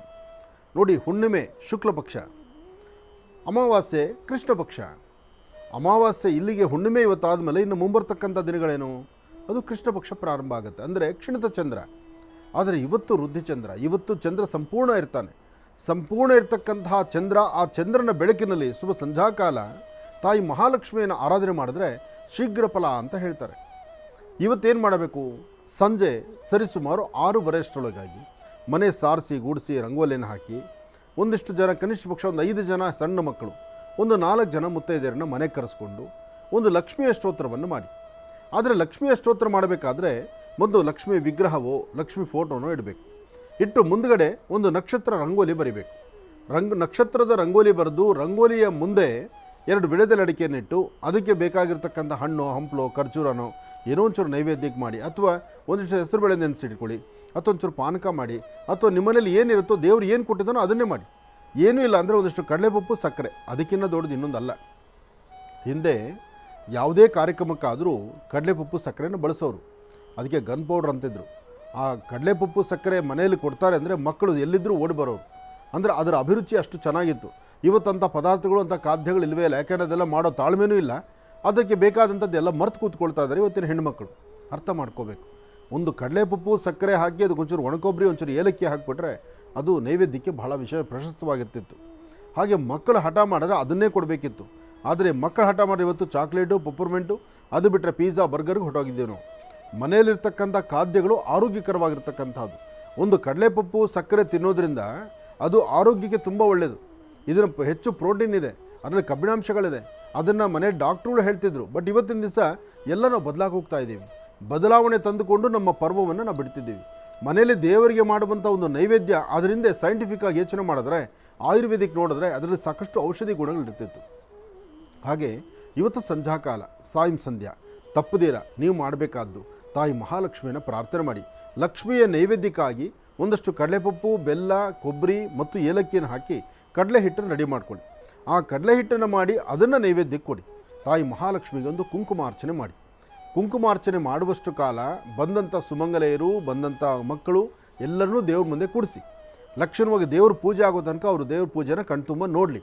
ನೋಡಿದ ಮೇಲೆ ಧೂಪ ದೀಪ ನೈವೇದ್ಯ ದೇವರಿಗೆ ಆರತಿ ಮಾಡಿದ ಮೇಲೆ ಆ ಆರತಿ ಮಾಡಿರ್ತಕ್ಕಂಥ ಅದರಲ್ಲಿರ್ತಕ್ಕಂಥ ಸ್ವರ್ಣನ ದೀಪದ ಸ್ವರ್ಣನ ತಲೆಗಿಟ್ಟು ಕೆಂಪು ನೀರಿರುತ್ತಲ್ಲ, ಆ ಕೆಂಪು ನೀರಿಂದ ಸುಮಂಗಲೆಯರಿಗೆ ಅರಶಿನ ಕುಂಕುಮ ಕೊಟ್ಟು, ಮಕ್ಕಳಿಗೆ ಅರಶಿನ ಕುಂಕುಮ ಕೊಟ್ಟು ಅವ್ರಿಗೂ ಆರತಿ ಮಾಡಿ. ಆರತಿ ಮಾಡಿದ ಮೇಲೆ ಆ ಕಿಸರು ನೀರನ್ನ ಮನೆಯಿಂದ ಆಚೆ ಕಡೆ ಹಾಕಿ. ಅದಾದ ಮೇಲೆ ಮಕ್ಕಳ ಕೈಲೂ ಮತ್ತು ಆ ಬಂದಿರತಕ್ಕಂಥ ಸುಮಂಗಲೆಯರಿದ್ದಾರಲ್ಲ ತಾಯಂದರು, ಅವ್ರ ಕೈಲಿ ಇಷ್ಟು ಅಕ್ಷತೆ ಕೊಟ್ಟು ಯಾರು ಪೂಜೆ ಮಾಡಿರ್ತೀರಲ್ಲ, ಪೂಜೆ ಮಾಡಿರ್ತಕ್ಕಂಥವ್ರು ಉತ್ತರಾಭಿಮುಖವಾಗಿ ನಮಸ್ಕಾರ ಮಾಡಿ. ಅಂದರೆ ಹೆಣ್ಣುಮಕ್ಕಳು ಸಾಷ್ಟಾಂಗ ನಮಸ್ಕಾರ ಮಾಡಬಾರ್ದು, ಮೊಣಕಾಲೂರೇ ನಮಸ್ಕಾರ ಮಾಡಬೇಕು. ಇದು ಉತ್ತರಾಭಿಮುಖವಾಗಿ, ಅಂದರೆ ಅವರನ್ನು ಆ ಕ್ಷಣಕ್ಕೆ ಪೂರ್ವಕ್ಕೆ ಕೂಡಿಸಿ ನೀವು ಉತ್ತರಕ್ಕೆ ನಮಸ್ಕಾರ ಮಾಡಿ. ಅವರು ಪೂರ್ವಾಭಿಮುಖವಾಗಿರಬೇಕು, ನೀವು ಉತ್ತರಕ್ಕೆ ನಮಸ್ಕಾರ ಮಾಡಬೇಕು. ಆಗ ಉತ್ತರೋತ್ತರವಾಗಿ ಅಭಿವೃದ್ಧಿ ಆಗುತ್ತೆ ಎಂಬತಕ್ಕಂಥದ್ದು ಸಂಕೇತ ಅದು. ಅದಾದ ನಂತರ ಅರ್ಚನಾ ಕುಂಕುಮ ಪ್ರಸಾದವನ್ನು ನೀವು ಹಣೆಗಿಟ್ಕೊಳ್ಳಿ. ನೀವು ಹಣೆಗಿಟ್ಕೊಂಡ ಮೇಲೆ ಅಲ್ಲಿ ಬಂದಂಥ ಸುಮಂಗಲೆಯರಿಗೆ, ಮಕ್ಕಳಿಗೆ ಕುಂಕುಮವನ್ನು ಕೊಡಿ. ಇದಾದ ಮೇಲೆ ಕಡಲೆ ಹಿಟ್ಟಿದೆಯಲ್ಲ, ವಿಳೆದೆಲೆ ಅಡಿಕೆ, ಅದ್ರ ಮೇಲೆ ಒಂಚೂರು ಕಡಲೆ ಹಿಟ್ಟು, ಅದು ಸ್ವಲ್ಪ ಪ್ರತ್ಯೇಕವಾಗಿ ಒಂದು ಪೇಪರಲ್ಲೋ ಒಂದು ಕವರಲ್ಲೋ ಹಾಕಿ ಅಥವಾ ಮಕ್ಕಳಿಗೆ ಒಂಚೂರು ಕೈ ಕೊಟ್ಟು ಒಂದು ಲೋಟ ಹಾಲು ಕೊಟ್ಟು ಒಂದು ಪ್ರಾರ್ಥನೆ ಮಾಡಿದ್ರೆ ಇವತ್ತು ತಾಯಿ ಮಹಾಲಕ್ಷ್ಮಿಯ ಸಂಪೂರ್ಣ ಅನುಗ್ರಹವನ್ನು ಪಡಿಬೋದು. ಯಾಕೆಂದರೆ ಇವತ್ತಿನ ತಿಥಿವಾರ ನಕ್ಷತ್ರ ಫಲ ಅಷ್ಟು ಚೆನ್ನಾಗಿದೆ. ಅದಕ್ಕೋಸ್ಕರನೇ ಸಾಕಷ್ಟು ಪುಣ್ಯಕ್ಷೇತ್ರಗಳಲ್ಲಿ ಇವತ್ತಿನ ದಿವಸ ರಥೋತ್ಸವ ಇರತಕ್ಕಂಥದ್ದು. ರಥೋತ್ಸವ ಕಾಲ ಅಂದರೆ ಅಷ್ಟು ಅದ್ಧೂರಿಯುತವಾಗಿರ್ತಕ್ಕಂಥದ್ದು. ಒಂದು ರಥೋತ್ಸವ ಆಗಬೇಕು ಅಂದರೆ ಅದು ಸುಮ್ಮನೆ ಆಗುವಂಥದ್ದಲ್ಲ. ರಥೋತ್ಸವಕ್ಕೂ ಪೂರ್ವಾಭಿಮುಖವಾಗಿ, ಅಂದರೆ ಪೂರ್ವವಾಗಿ ದೇವತೆಗಳನ್ನು ಅಲ್ಲಿ ಇರ್ತಕ್ಕಂತಹ ರಥ ಎಲ್ಲೆಲ್ಲಿ ಓಡಾಡುತ್ತೋ ಅಲ್ಲೆಲ್ಲವೂ ಸಹಿತ ಬಲಿಯನ್ನು ಹಾಕಿ ಅಲ್ಲಿ ಇರ್ತಕ್ಕಂಥ ಅಷ್ಟದಿಕ್ಪಾಲಕರನ್ನು ಅಲ್ಲಿ ಕರೆದಿರ್ತಾರೆ. ಅಂದರೆ ಒಂದು ರಥ ಬರುವಂಥ ಮಾರ್ಗ ಅಲ್ಲಿ ಬಲಿಯನ್ನವನ್ನು ಹಾಕಿ ಅಲ್ಲಿ ಅಷ್ಟದಿಕ್ಪಾಲಕರನ್ನ ನಿಲ್ಲಿಸಿ ಪ್ರತಿನಿತ್ಯ ಅವ್ರಿಗೆ ಆಹಾರವನ್ನು ಕೊಡ್ತಿರ್ತಾರೆ. ಒಂದು ದಿವಸ ಮಾತ್ರ ಗರ್ಭಗುಡಿಯಲ್ಲಿ ವಿರಾಜಮಾನ ಆಗಿರ್ತಕ್ಕಂಥ ಭಗವಂತ ಅಥವಾ ಭಗವತಿ ರಥದ ಮೇಲೆ ಕೂತು ಆಚೆ ಬರ್ತಾರೆ. ರಥದ ಮೇಲೆ ಬಂದು ಭಕ್ತರಿಗೆಲ್ಲ ದರ್ಶನ ಕೊಟ್ಟಾದ ಮೇಲೆ ಪುನಃ ರಥದಿಂದ ಇಳಿದು ಅವರು ಧೂಳೋತ್ಸವ ಮಾಡಿಕೊಂಡು ಒಳಗಡೆ ಗರ್ಭಗುಡಿ ಸೇರಿಕೊಂಡ್ರೆ ಅಥವಾ ಉತ್ಸವ ಮಂಟಪಕ್ಕೆ ಬಂದುಬಿಟ್ರೆ ಪುನಃ ಇನ್ನು ಆಚೆ ಕಡೆ ಉತ್ಸವ ಇರೋದಿಲ್ಲ. ಆದರೂ ಬಲಿಪ್ರದಾನ ಕೊಡ್ತಾ ಇರ್ತಾರೆ. ಅದಾದ ಮೇಲೆ ಸ್ವಾಮಿ ಶಯನೋತ್ಸವ, ಅನಂತರ ವಸಂತೋತ್ಸವ, ಅದಾದ ಮೇಲೆ ಪುನಃ ಸ್ವಾಮಿ ವಿಶೇಷವಾಗಿರ್ತಕ್ಕಂಥ ಉತ್ಸವಗಳು, ಇದೆಲ್ಲವೂ ಆದಮೇಲೆ ಗರ್ಭಗುಡಿ ಸೇರುವಂಥದ್ದು ರಥೋತ್ಸವ ಕ್ರಮ. ಹೀಗೆ ರಥೋತ್ಸವ ಎಲ್ಲಿ ನಡೆಯುತ್ತೋ ಅಂತಹ ಸಾನ್ನಿಧ್ಯದಲ್ಲಿ ಯಾತಕ್ಕೆ ಜನ ಏಕಾಏಕಿ ಅಷ್ಟು ಜನ ಬರ್ತಾರೆ ಅಂದರೆ, ರಥೋತ್ಸವ ಕಾಲದಲ್ಲಿ ಗರ್ಭಗುಡಿಯಲ್ಲಿರ್ತಕ್ಕಂಥ ಸ್ವಾಮಿ ಭಕ್ತರನ್ನ ಹರಿಸ್ಲಿಕ್ಕೋಸ್ಕರನೇ ರಥವನ್ನೇರಿ ಬರ್ತಾನಂತೆ. ಆ ರಥೋತ್ಸವ ಆಗುವಂತಕ್ಕಂಥದ್ದು ಶಾಸ್ತ್ರಗಳು ಇವತ್ತಿಗೂ ಸಾಕಷ್ಟು ಕಡೆ ಇದೆ. ಇವತ್ತಿಗೂ ಸಾಕಷ್ಟು ಕಡೆ ಆಗಮಶಾಸ್ತ್ರ ಪ್ರಕಾರ ವಿಷ್ಣು ದೇವಾಲಯದಲ್ಲಿ ಒಂದು ಥರ ಶಾಸ್ತ್ರ ಇದ್ದರೆ ಶಿವ ದೇವಾಲಯದಲ್ಲಿ ಮತ್ತೊಂದು ಥರ ಶಾಸ್ತ್ರ ಇರುತ್ತೆ. ಇನ್ನು ದೇವಿಗೆ ಸಂಬಂಧಪಡ್ತಕ್ಕಂಥದ್ದು ನೋಡೋದಾದರೆ ಅಲ್ಲಿ ಮತ್ತಷ್ಟು ವಿಶೇಷವಾಗಿರುತ್ತೆ. ಹೀಗೆ ಒಂದೊಂದು ಉತ್ಸವಗಳು ಒಂದೊಂದು ರೀತಿ ನಡೀತಕ್ಕಂಥದ್ದು. ಆದರೆ ಉತ್ಸವಗಳಲ್ಲಿ ಪಾಲ್ಗೊಳ್ಬೇಕು. ಹಾಗೆ ಜನ್ಮೋತ್ಸವ, ರಥೋತ್ಸವ, ಉತ್ಸವ ಇದೆಲ್ಲ ಒಂದು ಕಡೆ ಆದರೆ ಊರಲ್ಲಿ ನಡೀತಕ್ಕಂಥ ಊರ ಹಬ್ಬ ಅದು ಮತ್ತೊಂದು ಥರ ಇರುತ್ತೆ. ಆ ಊರ ಹಬ್ಬನಲ್ಲಿ ಊರ ಹಬ್ಬ ಅಂತ ಇದ್ದರೆ ಆ ಊರ ಹಬ್ಬ ಅಲ್ಲಿ ನಡೀತಕ್ಕಂಥದ್ದು ಗ್ರಾಮದೇವತೆ ಉತ್ಸವ. ಆ ಗ್ರಾಮದೇವತೆ ಉತ್ಸವ ಆದರೆ ಗ್ರಾಮದಲ್ಲಿ ವಾಸ ಮಾಡ್ತಕ್ಕಂಥವ್ರು ಎಲ್ಲರೂ ದೀಪಗಳ ಆರತಿ ಮಾಡ್ತಾರೆ. ದೀಪಗಳು ಮಾಡ್ತಕ್ಕಂಥದ್ದು ಹೇಗೆ, ತೆಂಬಿಟ್ಟಿನ ಆರತಿ ಆಗಿರ್ಬೋದು ಅಥವಾ ವಿಶೇಷವಾಗಿರ್ತಕ್ಕಂತಹ ಒಂದು ದೀಪದ ಆರತಿ ಆಗಿರ್ಬೋದು. ಆರತಿನ ಮಾಡಿ ಅವತ್ತಿನ ದಿವಸ ದೇವರಿಗೆ ಮಹಾನೈವೇದ್ಯವಾಗಿ ಅವರ ಶಕ್ತಿಯ ಅನುಸಾರ ದೇವರು ಅವರ ವಂಶ ಪಾರಂಪರಿಕವಾಗಿ ಏನು ನೈವೇದ್ಯ ಕೊಡಬೇಕು ಅಂತ ಬದಿಟ್ಟಿರ್ತಾನೋ ಅಥವಾ ಹೇಳಿರ್ತಾರೋ ಅಥವಾ ನಮ್ಮ ಹಿರಿಯರು ಮಾಡಿರ್ತಾರೋ ಅದನ್ನೇ ನೈವೇದ್ಯ ಮಾಡ್ತಾರೆ. ಅಲ್ಲಿ ಸಾತ್ವಿಕವಾಗಿ ಆಹಾರ ನೈವೇದ್ಯ ಕೊಡೋರು ಸಾತ್ವಿಕವಾಗಿ ಕೊಡ್ತಾರೆ, ಅಥವಾ ಕೆಲವಷ್ಟು ಜನ ಅವ್ರ ಪದ್ಧತಿ ಪ್ರಕಾರ ಏನಿದೆಯೋ ಅದನ್ನೇ ಕೊಡ್ತಾರೆ. ಆದರೆ ದೇವರಿಗೆ ನೈವೇದ್ಯ ಕೊಟ್ಟು ಆ ನೈವೇದ್ಯವನ್ನು ತಮ್ಮ ಕುಟುಂಬದಲ್ಲಿರ್ತಕ್ಕಂಥ ಕುಟುಂಬದ ಎಲ್ಲ ಸದಸ್ಯರನ್ನು ನೋಡಿ, ಊರಬ್ಬ ಅಂತಾದರೆ ಪಕ್ಕದ ಊರುಗಳಿಂದ ಮೊದಲುಕೊಂಡು ಅವರ ಆತ್ಮೀಯರು, ಸಂಬಂಧಿಕರು, ಕುಲಬಾಂಧವರು ಎಲ್ಲರೂ ಸೇರಿ ಬರ್ತಾರೆ. ಎಲ್ಲರೂ ಬಂದು ಮಹಾಪ್ರಸಾದವನ್ನು ಸ್ವೀಕರಿಸ್ತಾರೆ. ಇದು ಕ್ರಮ. ಈ ಕ್ರಮವನ್ನು ಪ್ರತಿಯೊಂದು ಊರುಗಳಲ್ಲೂ ಪ್ರತಿಯೊಂದು ಭಾಗಗಳಲ್ಲೂ ನಡೆಸ್ಕೊಂಡಿರ್ತಾರೆ. ಇಂತಹ ವಿಶೇಷವಾಗಿರ್ತಕ್ಕಂಥ ಅದರಲ್ಲೂ ಹುಣ್ಣಿಮೆಯ ಈ ಶುಭ ದಿನ ತಮ್ಮೆಲ್ಲರ ಮನೋಕಾಮನೆ ಸಿದ್ಧಿಗಾಗಿ ಶಿವಕೇಶವರನ್ನು ಆರಾಧನೆ ಮಾಡ್ತಕ್ಕಂಥ ಈ ದಿನ ತಮ್ಮೆಲ್ಲರಿಗೂ ಒಳ್ಳೆಯ ಯಶಸ್ಸಾಗಲಿ, ಶುಭ ಉಂಟಾಗಲಿ.